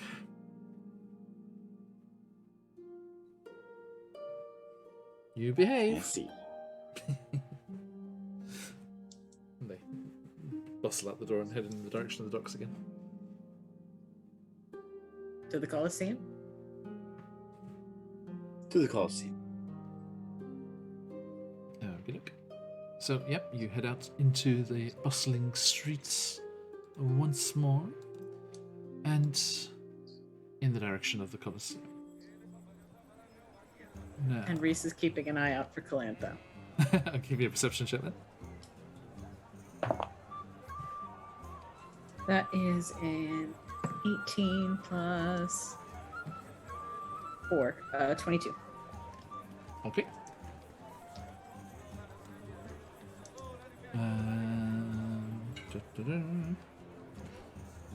Okay. As you're making your way through the busy streets, a diminutive figure is spied by Euris, picking the pockets of Scuff. Reese just kind of lightly grabs her hand and puts whatever has managed to steal into his own hand, and then slips it back into Scuff's other pocket. Make me a sleight of hand check. Very nice. That's going to be a... Oh gosh, I can do maths. 19. Okay, excellent. Okay, Scuff, as you're approaching the Colosseum, you have a slight moment of panic when you think you've lost the stolen private badge. But as you kind of panically pat down your pockets, you find it in the other pocket. And you're like, oh, thank goodness. I just forgot which pocket I put it in. Reese just pats Calantha on the head. We don't steal from our own. I was just practicing. I was going to give it to him. Morning. Oh, morning. Hasn't even seen her before now. Reese just starts talking to this random person in the crowd. Turns out to be Clancy. Hey. Yes. Clancy just beats Scuff's passive perception. Reese beats it very tidily. Okay. Yeah, Scuff's passive perception is okay, but it's not. He's easy to fool. No worries, no worries. Now. Oh, it is still here. Thank goodness. Sorry, I thought Roll20 had got rid of their transmogrifoil. Let's see. Boom. can I find something that I am looking for?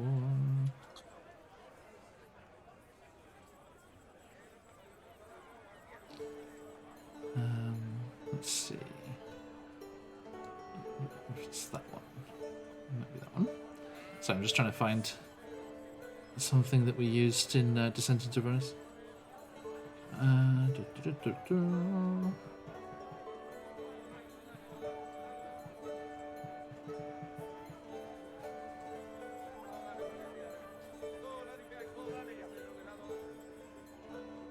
Let's see if I found it.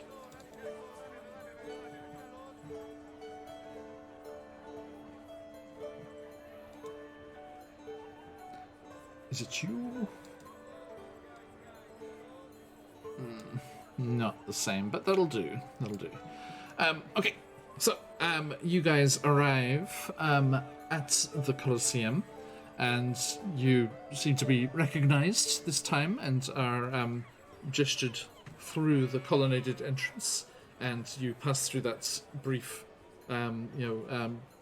oasis of cool darkness before, almost kind of having to shield your eyes a bit as you step out into the sandy central area, and there are already several, groups of individuals training, doing kind of, grappling, and some of them, practicing with staves, and others, just doing, exercises, like push-ups and things like that, and some using kind of medicine ball type, massive weights there, and you see that standing in the middle, like twirling around, putting their attention to this, then that, and then the other group, is Ebenmash.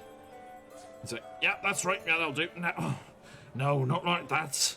This way, then left, and then under. Yes. And into the swing of things. Just gonna approach. Looking pretty happy, pretty excited. And he Morning, says, right on time. That'll do. Oh, don't worry, you're not late. This lot live here. Right. Now, are you prepared, young scuff? Oh, I feel pretty prepared, yeah. Excellent. Right, well, get rid of those silly civilian clothes.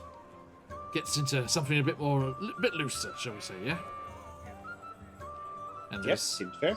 there's like an area behind, like some folding screens over on the side, and there are the same kind of loose robes that everyone else is wearing on offer there. Just gonna head over and change. Okay, doke. So let us head on over here.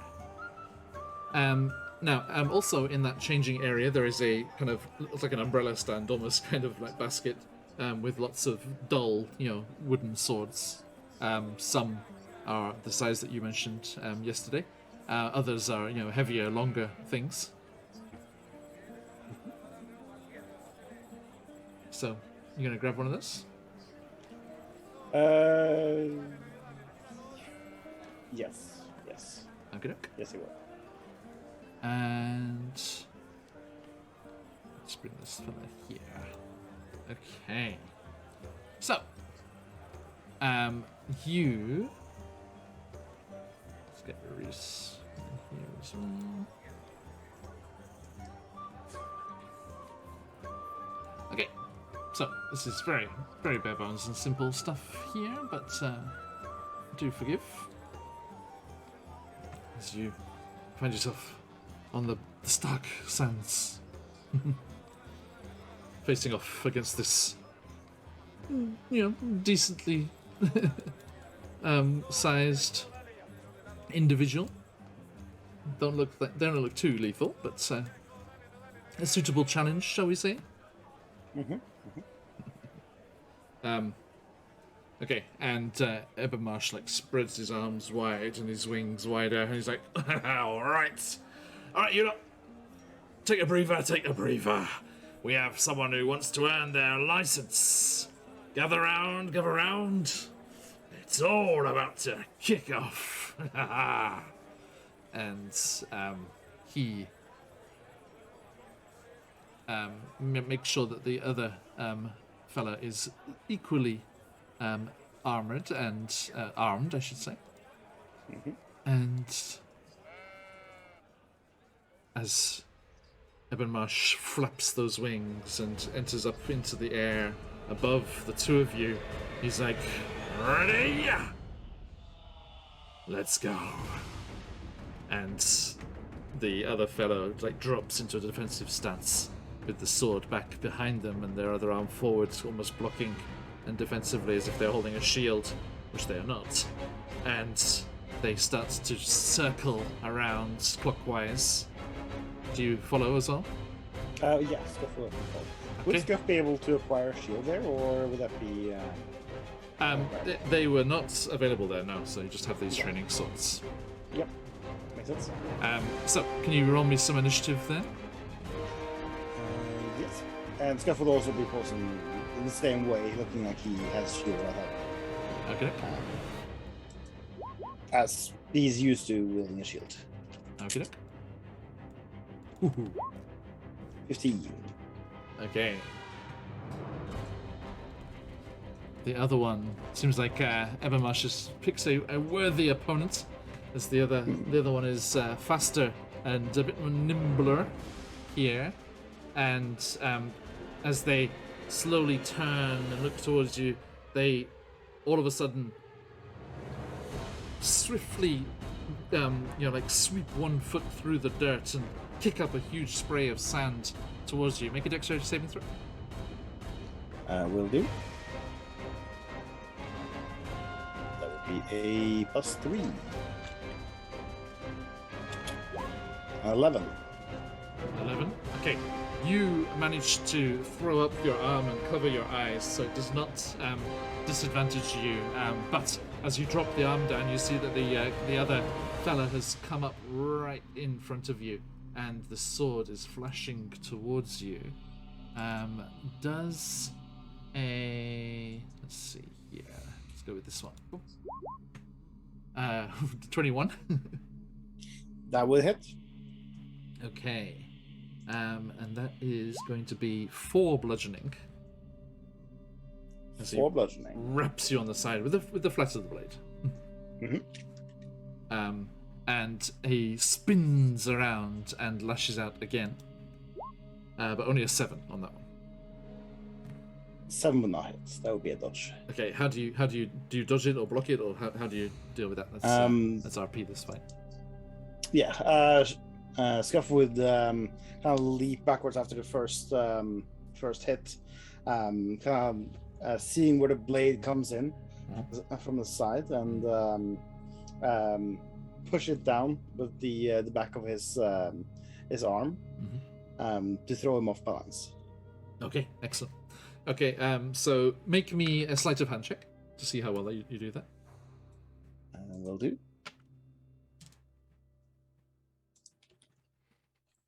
While this is going on, can Reese be playing like Pokemon battle music? Yeah, absolutely. Can I re-roll that one? For I use my special. You have a crystal, yeah. That's a natural 20. Hey, if you got them, folks, let those phoenixes fly. Okay, excellent. So I will say with a natural 20, as your opponent lunges with that second attack, you expertly swing to the side, glance off the blow, but in the direction that they'll continue through with their momentum, and they stumble forward and actually land prone in the sand. And Ebonmarsh flapping his wings up above is like, and it's your turn. They are prone in front of you, so you have advantage. Yes.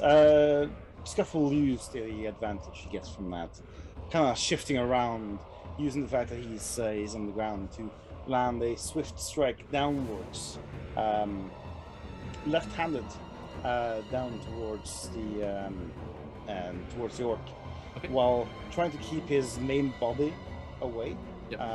from any counterattack. Okay. Just make your normal short sword attack but switch the damage to bludgeoning.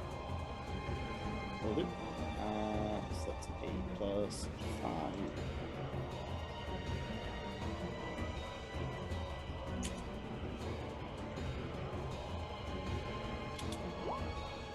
That's 7. For a total of... That's 7. Now, remember you have advantage? Oh yeah, right. I do. He's on that.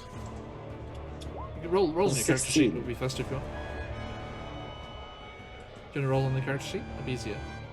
I can. It's 16 though. Okay, that hits, definitely. So, because they're prone in the sand, they're unable to get out of the way fast enough. I don't think that's faster. That dice was really slow. That's a 9 damage. 9, nice. Okay.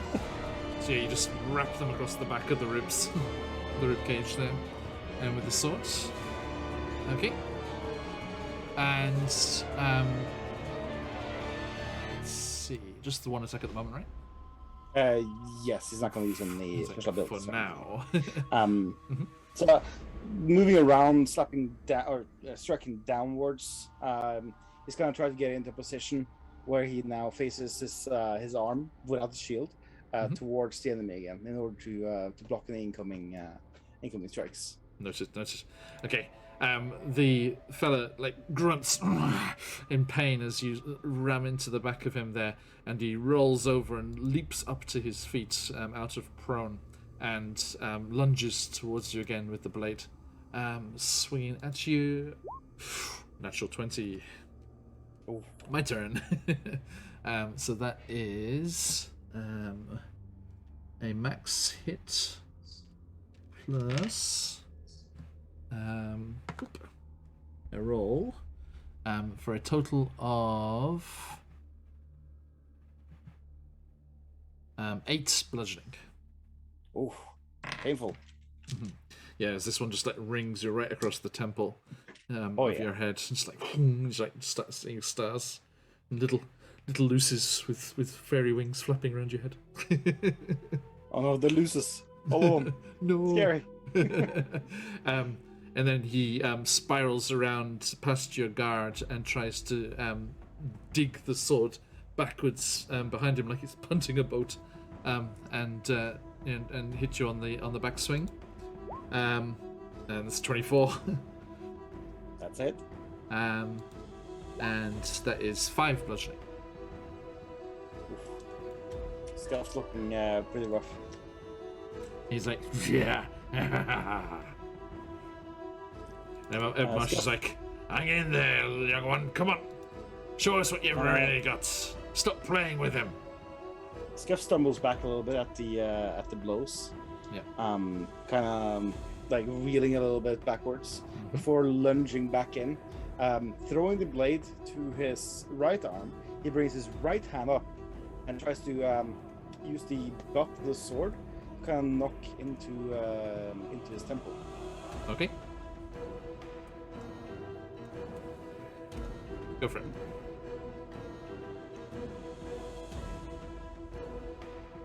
The ground rolling is like slow motion. Holy crap. That's a 24. Nice, definitely hits.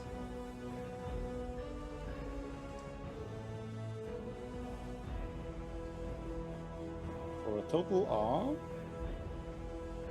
5 damage. Okay. Yep. So you slam into his temple with that, even though aimed roll with that high attack roll, you still hit. And I will make a Constitution save here. Oop. Only a 4. I rolled a 2. So he is dazed and is dazed until the end of his round. So he, as that blow just slams right into his temple, he's just shaking his head, and Evermarsh is like, "Ah, there, that's more like it. Again, while he's out of it. Go on, what are you waiting for?" And you get another go. Yeah. Scuff will then seemingly almost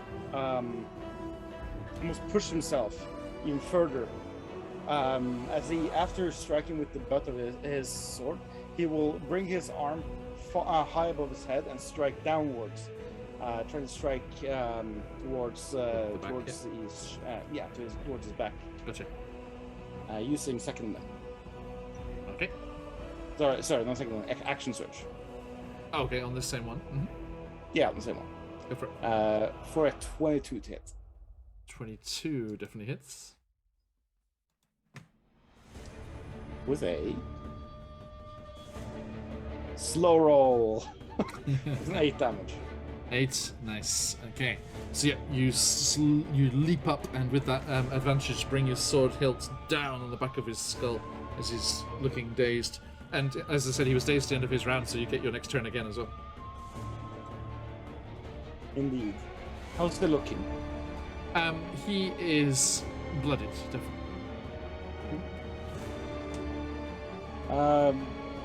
Skip's gonna keep wailing at him, kind of like, not like he's losing control, but he's definitely gonna keep wailing at him, kind of just slamming his blade back down over and over again. Okay.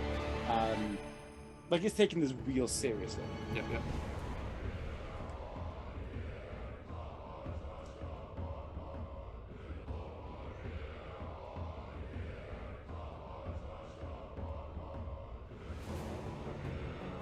That slow roll though. That slow motion every time. 24? Definitely hits. Wow, good rolls. Good rolls, yeah. It was teetering on the 1, and I was like, no. Don't you dare.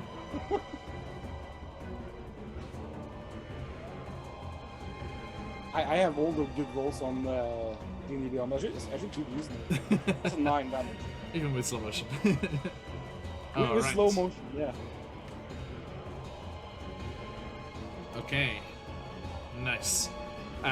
He looks like he's on his last legs, which means 10 or less. I will be doing a bonus action to use second wind. Okay, that gives you some HP back, right? Yeah.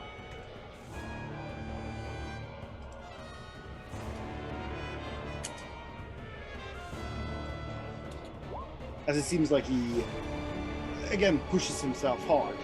He's definitely biting down, trying to stay in here. Okay. And as you crack down with that flurry of attacks there, he snarls almost bestially. He's like, "You stupid whelp! Take this!" And he's like lunges, like overextending himself. Trying to just deal with a fatal blow, and only a 7 on the first one. 7's a miss. And so he stumbles past you. He's like, "No, not today. You'll not get the best of me, whelp." And yeah, that is a natural 1. So that misses. Your turn. As he stumbles kind of back and forth past Scuff and seems kind of shaky, especially since he's now been knocked twice and lands 2 misses after being extremely precise before. Scuff's gonna, when he attacks the second time, because Scuff tried to trip him. What roll would that be? A trip attack? Yeah. Okay. Just a straight strength? It would be a athletics on your part. Yeah.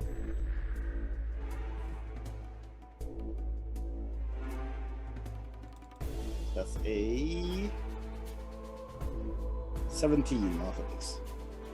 17? 17, yes. Okay, he rolls his. Only a 10. So yep, that's successful. So as he kind of stumbles past you, you use that momentum and your own strength and sweep your leg forward and push him over it. And everyone's just like, yes, just like I used to.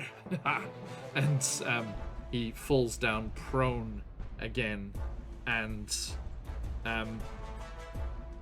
once again he tries to do the dirty, and just he grabs a handful of the sand and just like throws it over his shoulder at you. Make me a dex save. Yep. That is a 17. Okay. Yeah. Again, you're too fast. You just like spin, like bring up your robe in front of you, and you just like, why has he got to fight so dirty? Why can't you just fight fair? And you feel a certain feeling growing inside as the dirty tactics anger you. And he D100? spins towards you as you roll me a D100. Yep. He spins towards you, so. hoping that the sand has blinded you. Coming up from the ground. That's a 20. How'd you go? 65. 65. Okay. So yeah, he lunges up and hits you with that 20, so that knocks you back 10 feet away from him. Yep. And as you get thrust away, you angrily lash out at him. And Reese, you see the most interesting thing, and Evermarsh is like, "Wait, what?" As Scuff gets thrown back further away from his opponent, but he kind of like almost blindly lashing out in retaliation, and you see his arm extend the 10 feet between them and attack. So you can roll an attack, Scuff. Wee! Here comes Elastiscuff. I'm sorry. And Reese very subtly try to work a prestidigitation, like more of a minor illusion to kind of make it look like the sand is kicking up around this, so nobody can see. That's a natural one.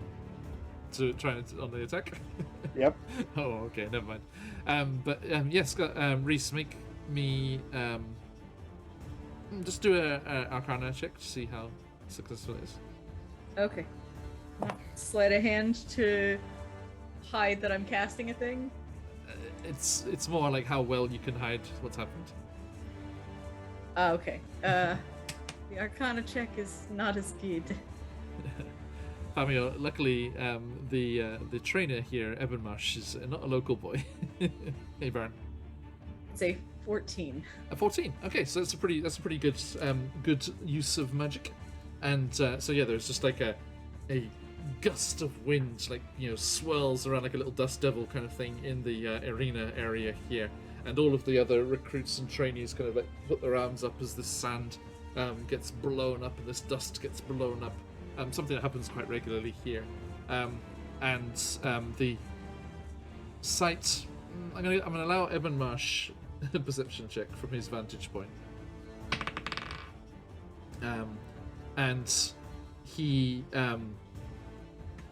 up above, still flapping his wings, and he's like, but he doesn't shout in protest or anything, and the others on the ground don't seem to react to it, having been hidden behind that flurry of sand. And Scuff, you unfortunately miss with that attack, as that, even with the wild magic giving you that extra 5 foot of melee range on your normal range. Yep. And he is going to stumble to his feet, and so hang on, that was his round triggering that, so it's your round now. Yep. So there's this dust in the air, right? Mm-hmm. So just gonna use this for his advantage and kind of like skirt around in the dust cloud and try to kind of get around him. Okay. Give that's me a 10. stealth check, like a regular stealth check, to see how well you use the dust. I have disadvantage in this. I'm just gonna roll it with disadvantage. Oh no, that's the regular one because you're not wearing the armor. Oh yeah, fair enough. And that's a 19. 19. Okay, excellent. Yep, you are able to use the sands to your advantage. You have advantage on the roll. Let's see. It's gonna lunge in from the back, kind of like out of the dust cloud itself, leaping towards him with a downwards blow. Okay. By the way, Chaotic Platypus has given you your inspiration back if you need it. Yay! Thank you. So roll with advantage, let's go. As you come leaping out of the sands.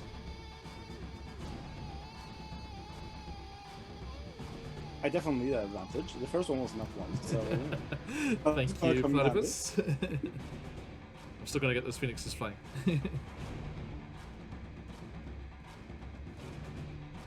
Much better. That's a 21 to hit. Hey, definitely hits. I found that this rolling, like D&D, D&D Beyond rolling, is either really good or natural one. Oh, by the way, did you know you can right-click it and choose advantage or disadvantage? As well. Nice. I didn't know that. Yeah, it's useful. That's a that 9. 9. Okay.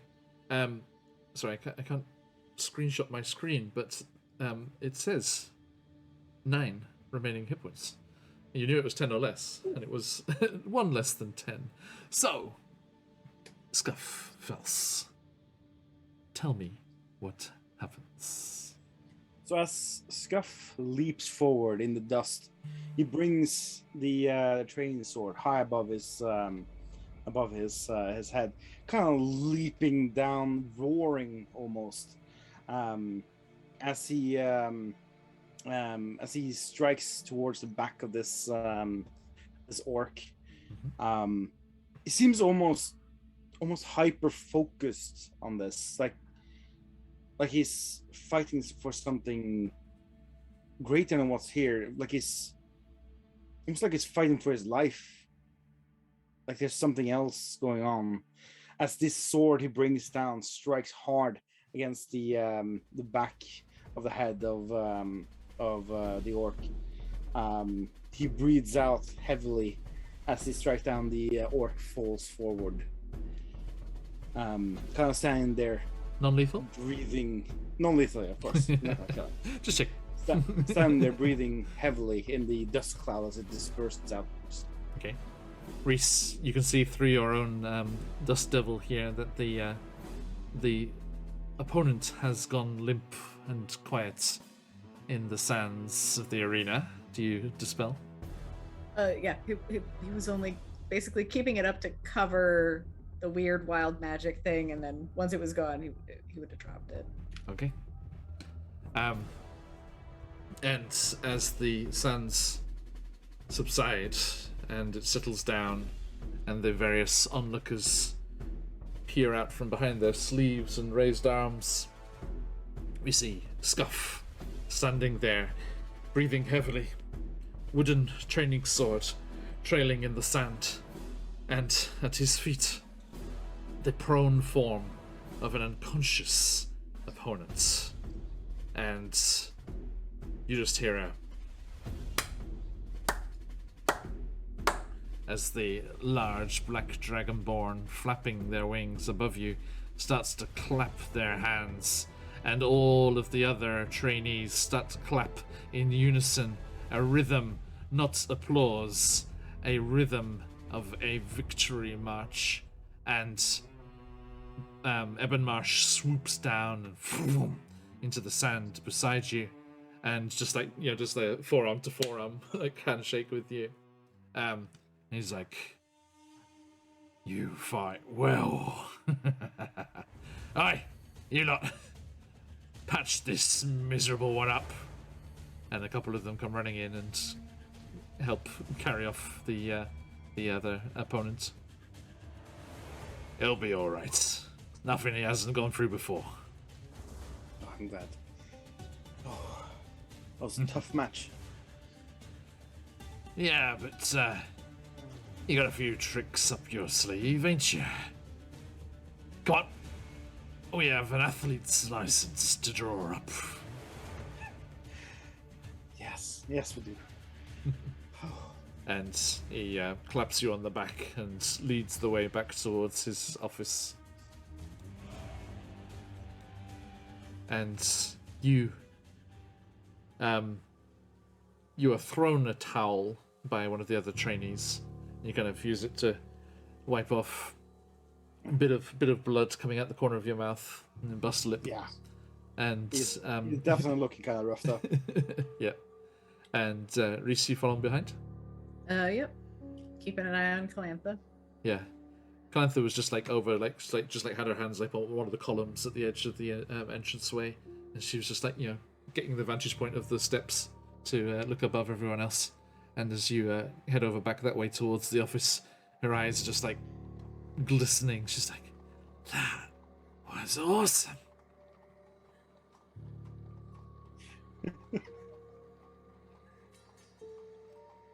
To me or to Reese? To you, when you arrived there Okay. first. Okay. Oh yeah, no. That was a magnificent fight. He fought really well. I thought he had me there for a moment. She laughs in kind of almost a strange way, at your modesty, but not in a way that a kid would, understand. And Ebenmarsh is like, "You fancy signing up, little one?" She's like, I can afford to now. Maybe I Wanna show should. me your stuff? And Ebenmarsh is like, "Well, if you've got the coin, we can train you up. Put a bit of muscle on those scrawny arms of yours."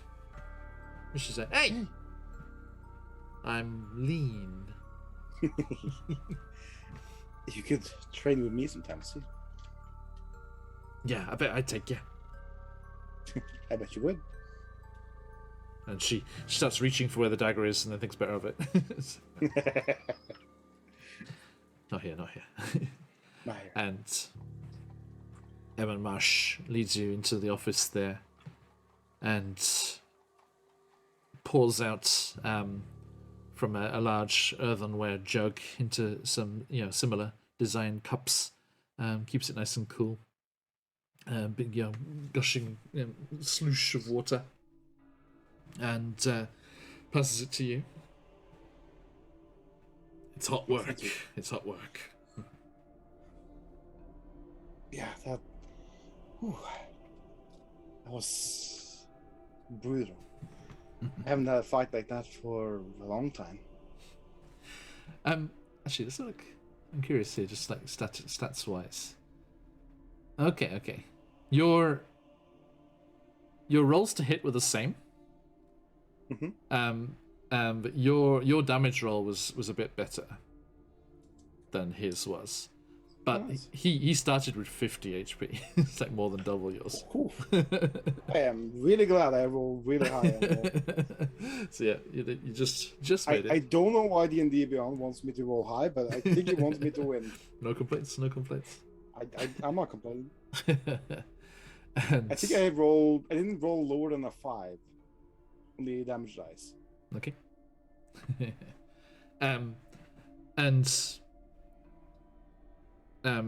Once all three of you are in the office there, Ebenmarsh closes the door and goes and sits on the edge of the desk and gulps back a cup of the water himself after handing to the three of you. He's like, He's just gonna like touch his broken lip, like. Ow.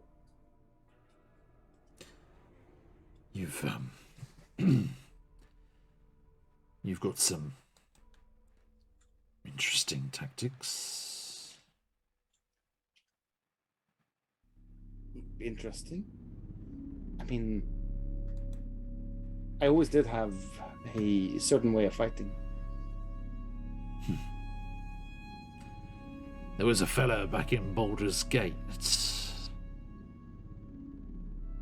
used to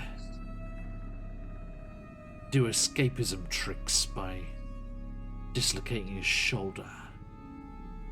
Well, that sounds horrible. Well, what was that thing you did?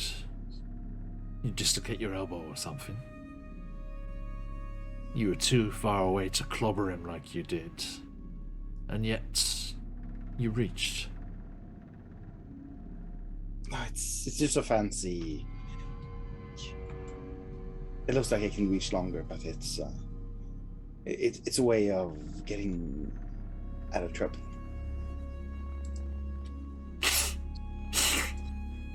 Like sniffs at the air, strong in a very, intense way. You don't smell of demonic, huh? Demonic? Well, I hope not. No, it's just... There's only one fella I've met before with a reach like that. Oh? Yuan-Ti. Hanging with I don't know what that means. the snake folk. Oh, Sneeple. I'm sorry? Sneeple. Ah, right, yeah. There was a Sneeple I once knew. Runs with a crazy bastard called Mad Maggie. Goes by the name of Noodles. Noodles? That's a cute name. It's on account of his abyssally warped arms. 10 foot long, if ever I saw him. Huh. That's almost like me then. Well, that's why I was interested. I've always been able to do this.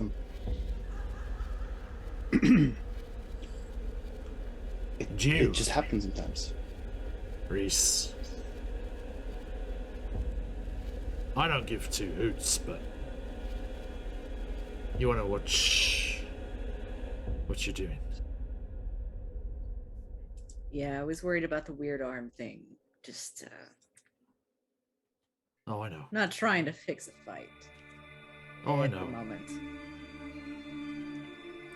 Got no complaints there. Any decent fighter should be able to make use of the environment, and what comes up could have happened naturally just as much, but it didn't. And whilst I've got no qualms being a outsider, as I am, there are plenty around here who would get all antsy about stuff like that. Oh, I definitely know. Used to be a guard myself. Used to hate people wielding magic. Used to think they were unlawful and evil, but none of the ones I've met have been. How'd you shake off that misconception?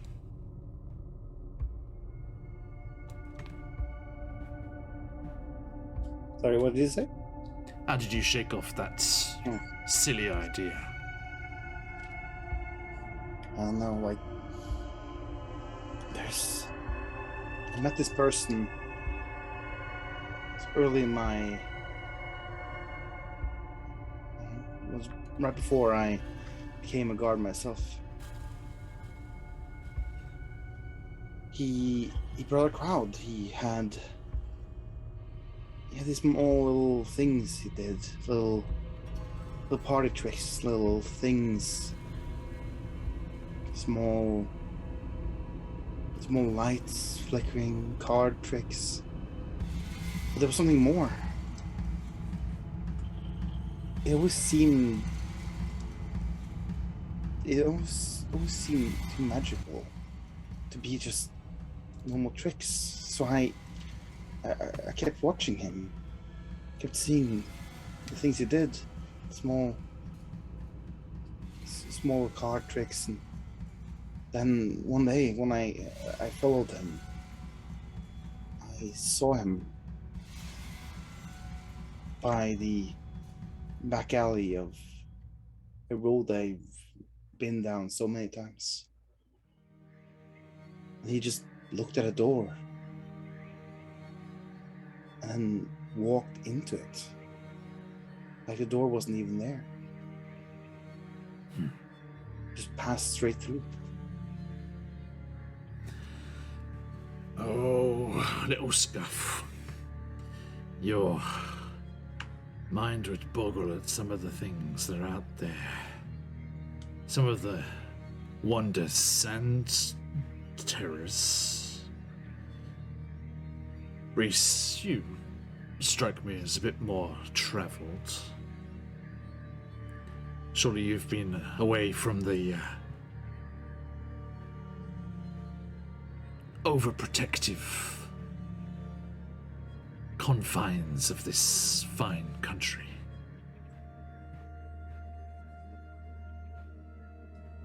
Most definitely.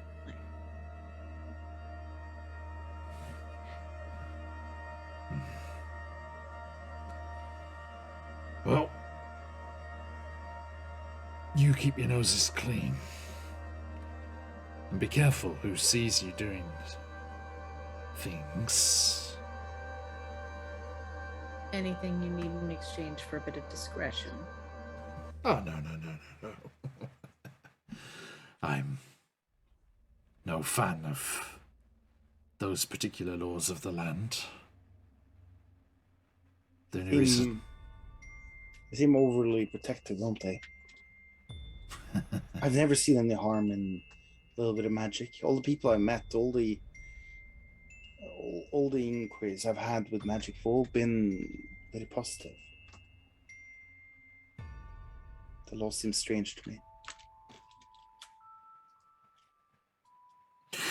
Yeah, it's not fair. And it's holding the country back. Advances in arcane knowledge have done amazing things.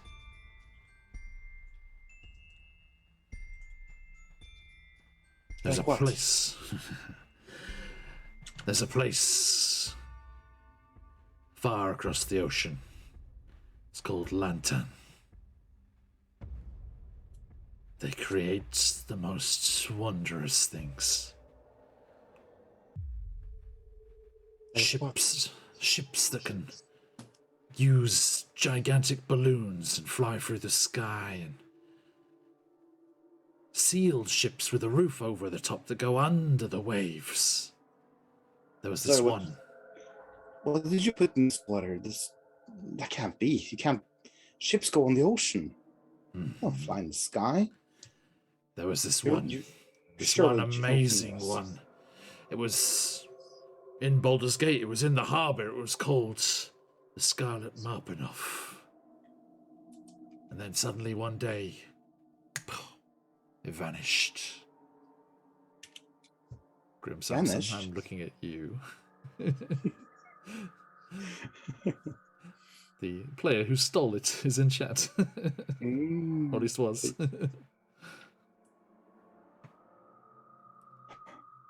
Yes, wondrous Strange. thing. Anyway, no matter. There are times that... I'm glad.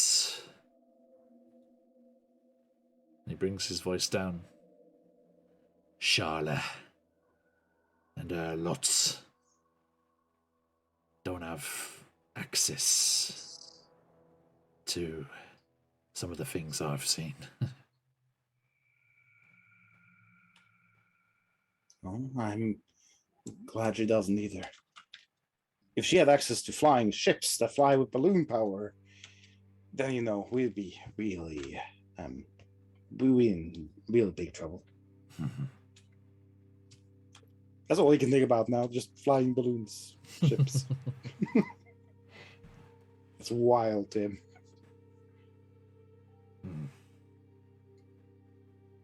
Anyways, thank you for the license. You've got talent. I hope it's not merely here to be put to use in the games.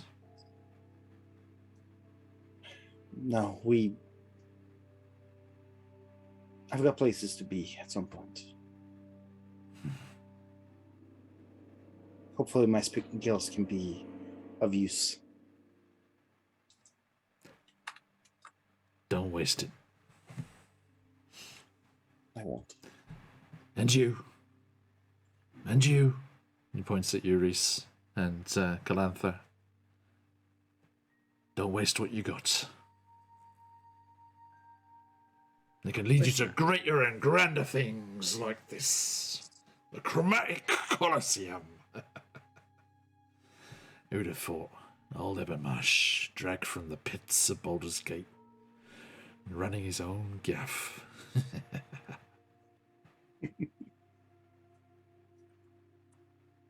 Now, you, Scuff, have earned one of these. And he turns and he's scribbling away with a quill for a moment, and then stamps something, and turns back round with a kind of postcard-sized piece of parchment with official statements about being an athlete and a participant in the official events of the festival. Scuff feels really proud about this. Something so official is to win last time. Yep, and then your name on the top, Marsh's signature and stamp on the bottom. There you go. Thank you. But remember, anything you borrow from the fort, you take right back after the competition. Of course. Otherwise, the next time I see you, well, best case scenario will be in a set of stocks. Yeah, no, I know the rules. Some rules. Problem is, there's a food shortage, so there's no rotten vegetables to throw. They only throw rocks around here. Oh, that's much more brutal. So you watch yourself. Sorry, Reese, what you were going to say? Oh, not a problem. Didn't mean to interrupt. Just gonna ask if, before we left, if you've heard any rumors about any of the Gendricks. Anybody stand out? Anybody making noise? I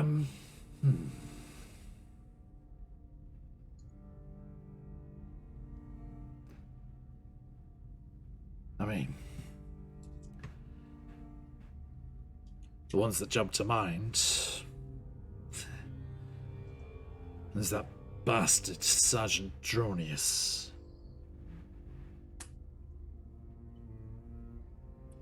He's got a vicious streak wider than any dirty fighting gladiator I've ever been against. And a bully as well. Worse for it.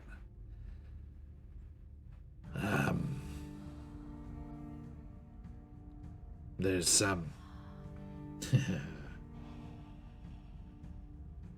there's that little shit Thrask.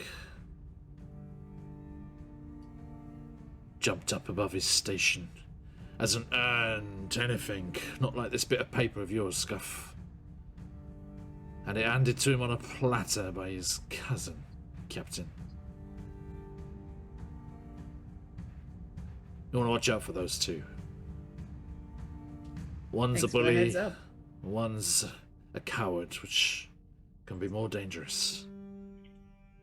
Nothing more dangerous than a cornered infant. Exactly. Yeah. And with something to lose as well.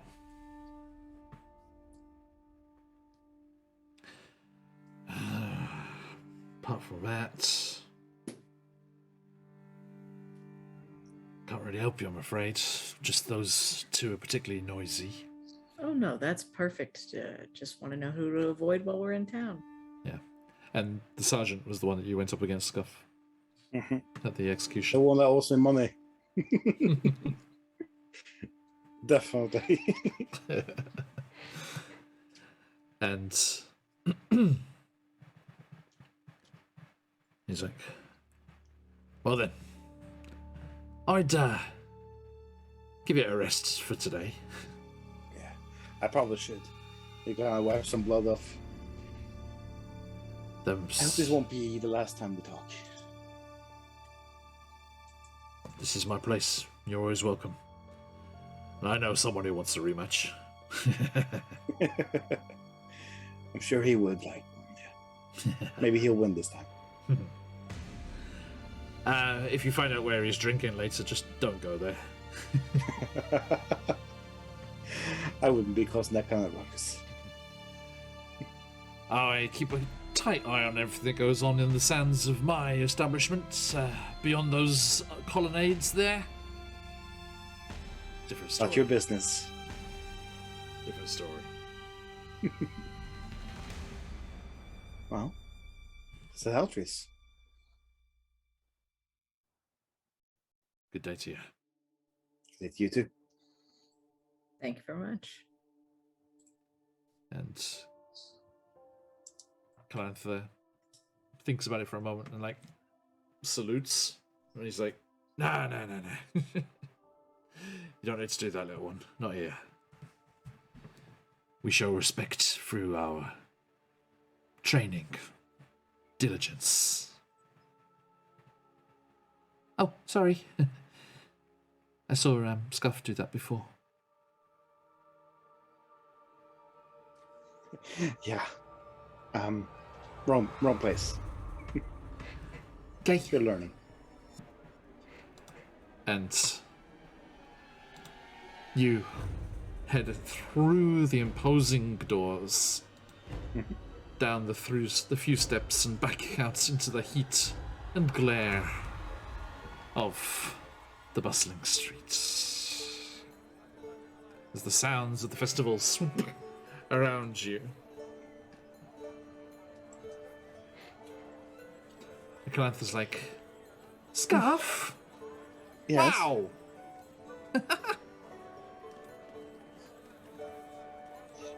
What's up? Amazing! He's kind of like holding his head and stuff, like. Amazing but painful. You gonna be all right? Oh yeah, I'll be fine. I just I need some time, not being hit over the head. And like Calantha's like dancing around like shadow boxing. Yeah. You gotta aim higher.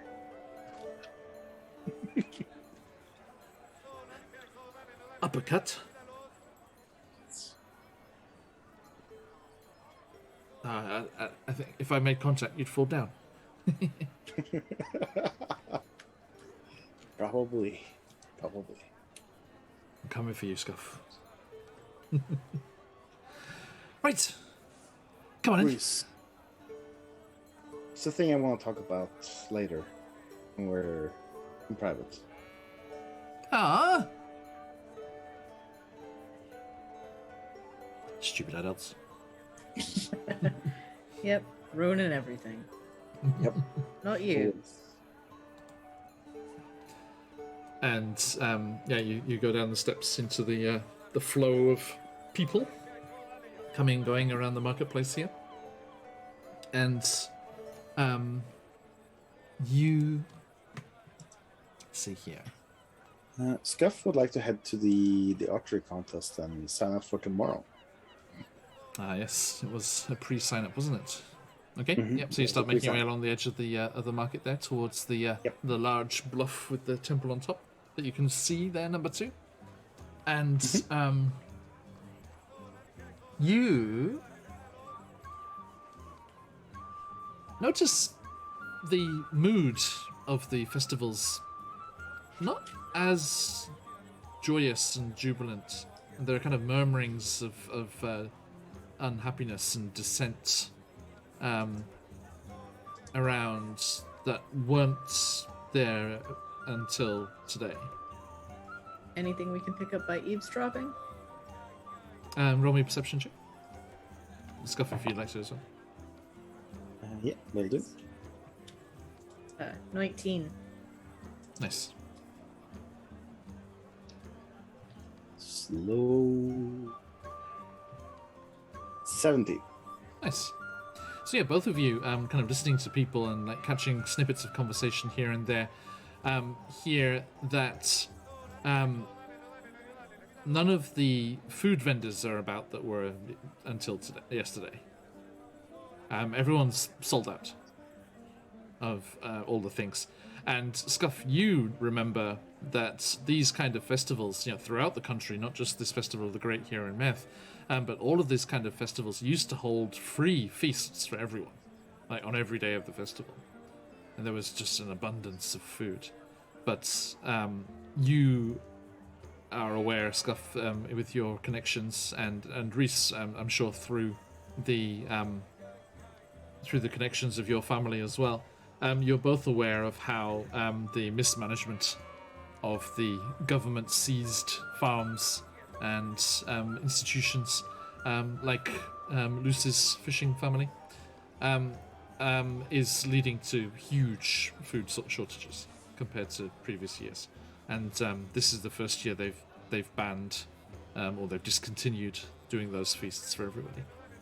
And it seems even the private sellers of food were low on stocks and have run out.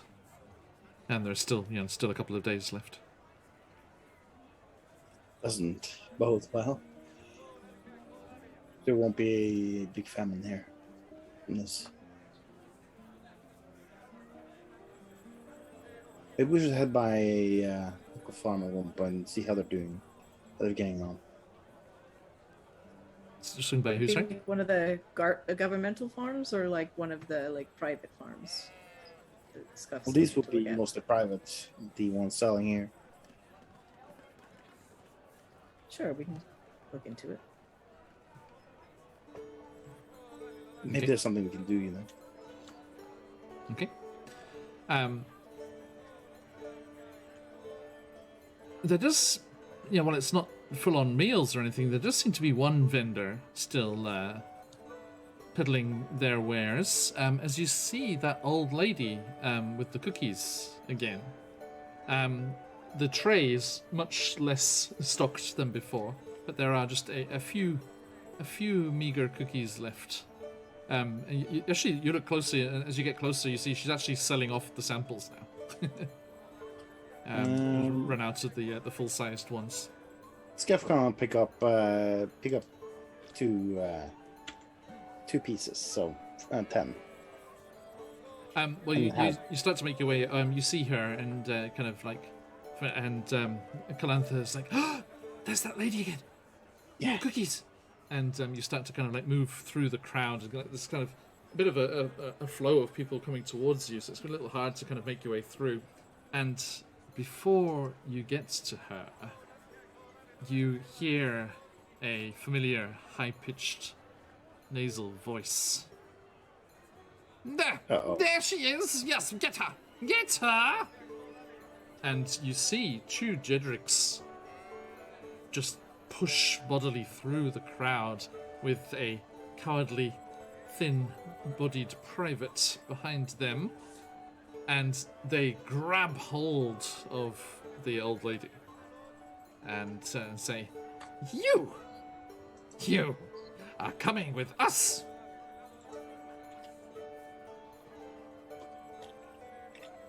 And they start to haul her away.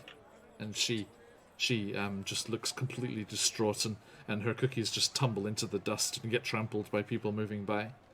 Is there any way we could have intercepted so that she doesn't drop everything, or?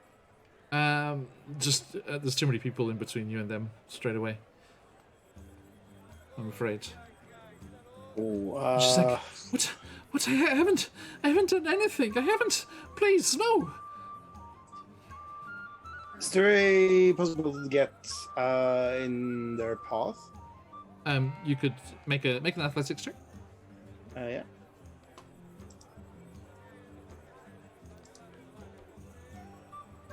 Before, Slow.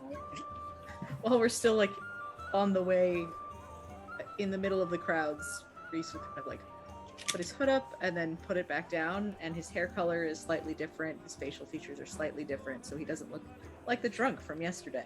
Okay. 18. Nice. Yeah, so you easily push your way through and are able to get next to them as they start to move back towards the fort. Excuse me, sir. What has she done? What's her crime? She is being arrested due to reports we have received against slander against the state. Slander against the And- state? Arrested on whose authority? Just, Ours? We are the law here. Yeah, but wait, can I see some identification, I don't owe just you to make anything. sure that you're Out of the who way. you say you are. Look, if you're a guard, you should be able to show your badge, shouldn't you? Look, I don't know who you think you are or what you're doing meddling in official business, but out of the way or you'll be joining her.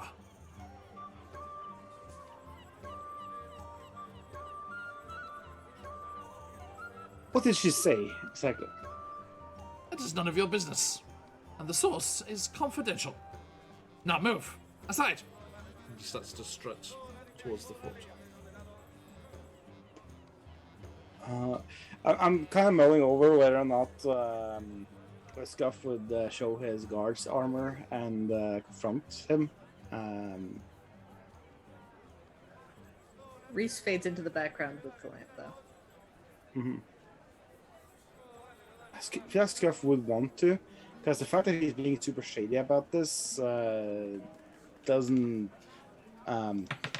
It's something that annoys Scuff a lot. Yeah, he's gonna like kind of shift some of his clothes, showing his guard's cut uniform. In fact, I know you would have to show your badge. People who ask for it, as I've been in your position before.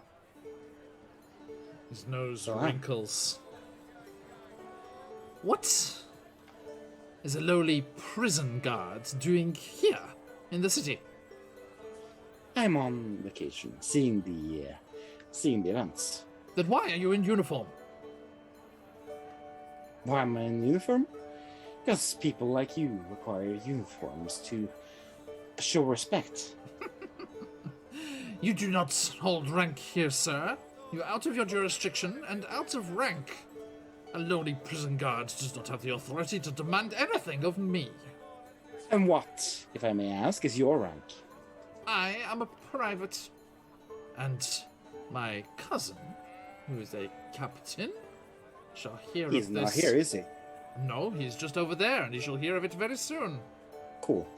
May I Then have show your me name, your rank. sir? No. Show me your rank.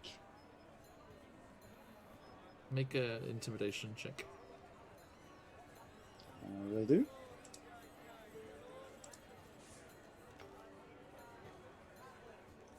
Slow roll. It's going. It's a 13. 13. He's a coward, but he has the home ground, advantage almost. And he's just, I don't know who you think you are, but I shall be reporting you at once. Move! And he pushes past. And it's like, you two, come on, follow. Scott's gonna what? It's just gonna move out of the way. He's not gonna drag this any further. He got what he needed. Yeah, and you think, the old lady shouldn't suffer anything like the arcane caster would have. But yeah. Talking ill about the state is still something that could be punished quite hard.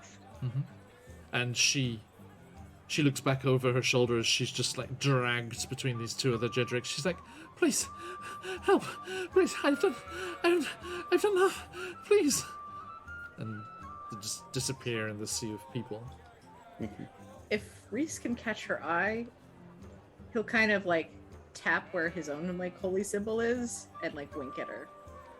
Like, this isn't done.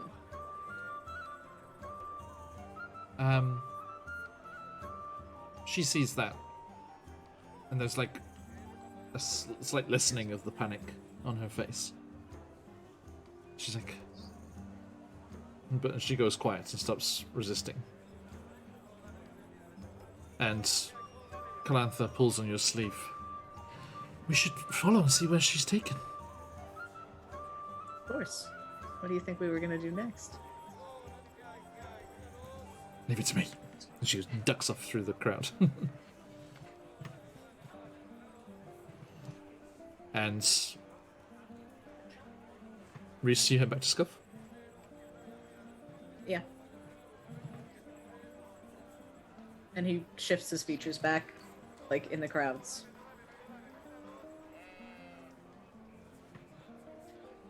So, that happened. Let's go see where she's taken. Yeah, Calantha's already on it. Oh, okay. Good. Good. While she does that, might be good to have a plan. And as Calantha disappeared through the people, she's like, I'll see you at the Parthenon.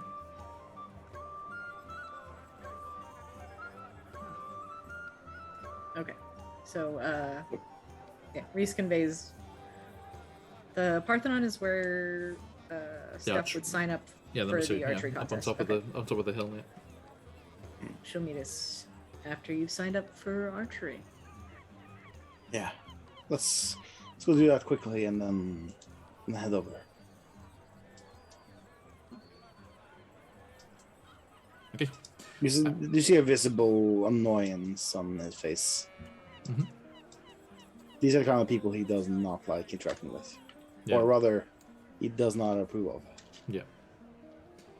And, the two of you head up past the clothes merchant and that masonry shop there, 17, and up the staircase to the top of the hill, where there are still plenty of people thronging about here, enjoying the strength contest and the archery contests that are happening for today. You see the elf that you saw yesterday is not present, because if after you have won, you cannot compete the next day. But that means they should be ready and rested to compete against you tomorrow, Scuff. Oh. And you see the sign-up desk that you saw before. And they're like, good afternoon. Good afternoon. I would like to sign up for the archery contest. So, as I believe I said before, you need an athlete's license. I have one. Oh. Well, It's got a flash that's system. a different matter entirely. It all seems in order. Please. Here, please. Yes. Something wrong? Oh, no, that's didn't realize you'd attained a license. You told us we needed to attain one, so... So we did. They're not just given out willy-nilly. Congratulations. And all the best for the morrow. This guy seems odd. I don't know if Scuff would even question it. Yeah, I think he was just flustered because he thought he had the upper ground and that was being smug about having already turned you away once, and then found out he was wrong. Well, let's get to it, shall we? What do I need to sign up? Yep, and you do the relevant sign-up process, and you are logged in for one of the morning bouts for the next day. Cool. And Well, there's that. Now, where did she head off to? You said she'd meet us here? Yep. Reese kind of looks around to see if he can't find their little guide friend. Give me a perception check.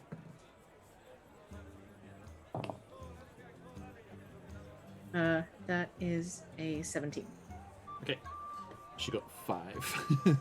So I think she just comes running through the crowd, like elbowing people out the way. She's like, move! Get out! Please! Excuse me! I should have said meet you at the bottom of the steps. They took her into the fortress. That's not good. Well,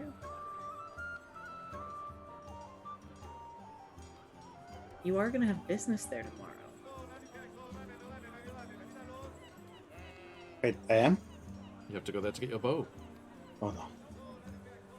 Oh no. Didn't think about this. Well, I'll see what I can see tomorrow. Maybe we scout it out tonight? I'm not much of a sneaker, but I'll be around Good enough.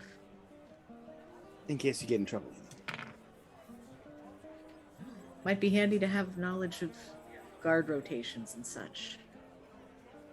I wouldn't know the ones from here, but I'm sure I could learn them. And I think a few more pairs of eyes. Might Yes. be good as well. Let's get loose in areas too. Hopefully they will be done cleaning up whatever chaos they caused. Yes. Speaking of which, as he glances over towards the docks, is there a fire there? There is not. Okay, good. I was tempted to go like ruptured water main and just explodes geyser of water. Yeah, I there was or just something. straight up expecting them to have lit like half a city on fire or something. No. It seems nuts. And as Calantha and the two of you make your way back down the steps and into the crowds, looking to meet up with your friends and see what can be done about the captured cookie merchant, you... Oh, Phantom, no! Bad luck. Take care. You weave your way through the crowds back towards Phoenicus's, I guess is probably the most Yeah, likely it's a good place that place you'll to- I'm just randomly trying to run into them. And head back toward Phoenicus's, and our view pans out and away from the bustling hordes of festival goers, and we shall leave Meth and the Festival of the Greats. Until next time. So, a massive thank you to everyone who's joined us. Thank you for hanging out in chat and chiming in there and gifting those all-important inspiration crystals. Thank you to Scuff and Reese. It's nice from time to time to have these moments to focus on a couple of characters. But we do miss our chaotic duo dearly and look forward to... It's equally true in real life as it is in the game. And look forward to having them back with us next time. So, please, all of you, do join us again as we are back in Chessenta in a couple of weeks from now. But do not worry, there's plenty going on between now and then. As I am chatting about that, please do !enter if you're not in the giveaway already for your chance to win today's CZRPG goodness. Boop. And we will be back before you know it in a couple of days on Monday, earlier than you would expect. And I'll be joined by Llama again and our good friend Swag, as we will be cooking up the first batch of characters for our wonderful No Kid Hungry one-shot roulette games. Game 1, I will be joined by Phoenix Iwaki's own Michael and Marin. I cannot wait to have them on a stream together again. And no, there is nothing tomorrow, Thamio. I'm afraid not. On this channel, anyway. But there is something happening which you can come and swing on by, which I will see you. I can possibly see you for. But more about that in just a moment. But yes, Monday we'll be randomly generating, with your help, of course, the first set of characters for Michael, Marin, and then one Mr. James Hake, who you may know as one of the lead writers of many adventures that you have probably heard of. He was the lead writer on Waterdeep Dragon Heist, the first campaign I ever DM'd, and also the project lead for the recent Critical Role Call of the Netherdeep book, and he is the head game designer over at Ghostfire Games. Fantastic author and creative being, and we're very much looking forward to playing with him. And also, speaking of amazing creative people, Chalcedon, the creative force behind the Arcane Library, one of our other favourite producers of adventures, will also be joining us for that session. So, do join us on Monday and see or help with the characters that are created for them. Then we'll be back into our normal run of campaigns with Rhymer the Frost Maiden, Out of the Abyss, Barovia and Beyond, and then back into the Feywild for Wild Beyond the Witchlight. Then, after that is when all of those No Kid Hungry streams kick off, starting with that one-shot roulette game.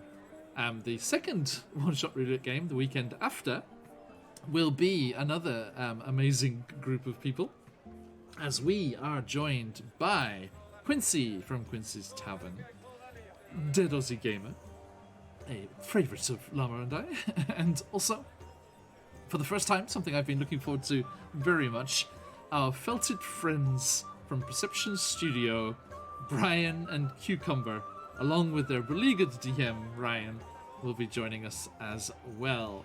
A truly chaotic bunch. Ideal for one-shot roulette. I do not know what's going to happen at all. Dead Aussie Gamer was chiding me for being foolish enough to put all of those people in one game.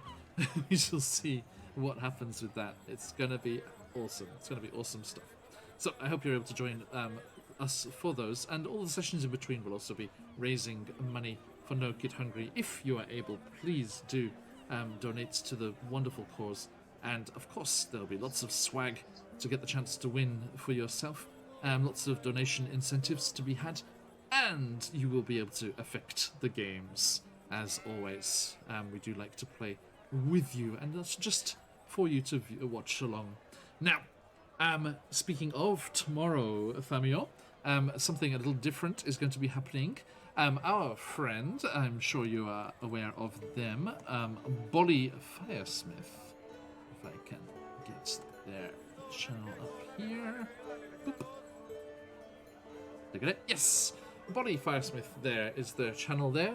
Been recently streaming some Dungeons and Dragons, of course.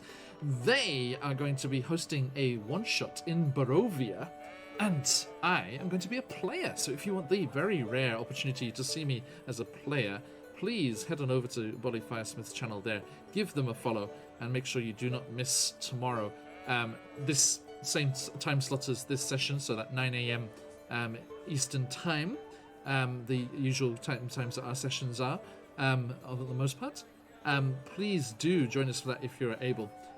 Those of you who watched the Barovia and Beyond campaign will have known recently that our barbarian paladin underwent certain rites and prayers and things, and the ladies of the Thanes reached out and purged him of his chaotic, angry barbarian feelings, and he became a pure paladin, and that barbarian spirit was taken away from him, but it did not disappear.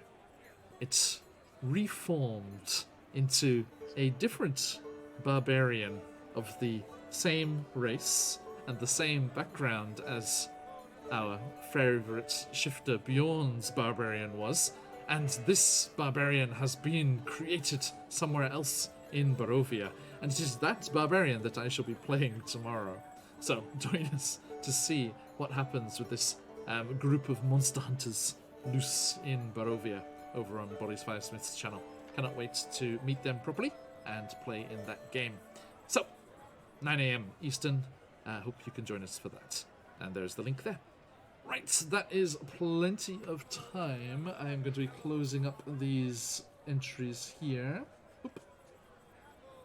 And oop. Okay, good luck everyone. Tonight's copy of the wonderful CZRPG giveaway goes to Phantom! There you go. I hope that goes some way to make you feel better, sir. Are you still there, mate? Hope you're still around. Give us a shout, Phantom, if you're still in chat. We're still waiting to see if they're around still. Yay, they are. Great. Congratulations, Phantom. I'll be sending you the link for your prize in your Whispers or over on Discord. A massive thank you, everyone. And Scuff and Reese, thank you very much. Anything coming up that people should be joining in and watching? Not currently, no. At the moment? No? Nope. No, Scuff, you're on Dag's channel at the moment, yes? Yes, that will be tomorrow. Okay, excellent. Yes, another chance to see Llama there over on Delos the Gamer's channel. We're actually getting close to the end of that campaign. We're nice. in the last book, second to last chapter. Awesome. Okay, right. Well, good luck with that, my friend. And I will see you on Monday for that. Hang on. Let me set the mood a little bit here. Okay. You know it's coming. So, do join us as we get our characters rolling there. And we shall see you all very, very soon. Let us see where we can go raiding. Stick around for that raid, folks. Get yourself some of those Dream Pie channel points to help out our beleaguered adventurers. Twitch. Who is on at the moment? Oh, Kaz is on. Kaz was in here before. Let's go and say hello to Kaz, the DM, doing some Dungeons and Dragons art. Let's go and see what is happening over there. I think, let's double check their online probably. Not some sort of screen here. It's not a closing screen, is it? Hopefully it's an opening screen. Oh yeah, it's a Be Right Back screen. So yeah, they will be kicking off again very, very soon. So stick around with the raid, hang out until they go live again, and let's see what Kaz is up to, the fabulous artist who did our Candlekeep Mysteries Cruise art. And we shall see you all again very, very soon. Thank you, everybody. Stick around for that raid if you've got to let those phoenixes fly. But till next time, as we say around these parts, Oyasumi nasai. Oyasumi. Oyasumi.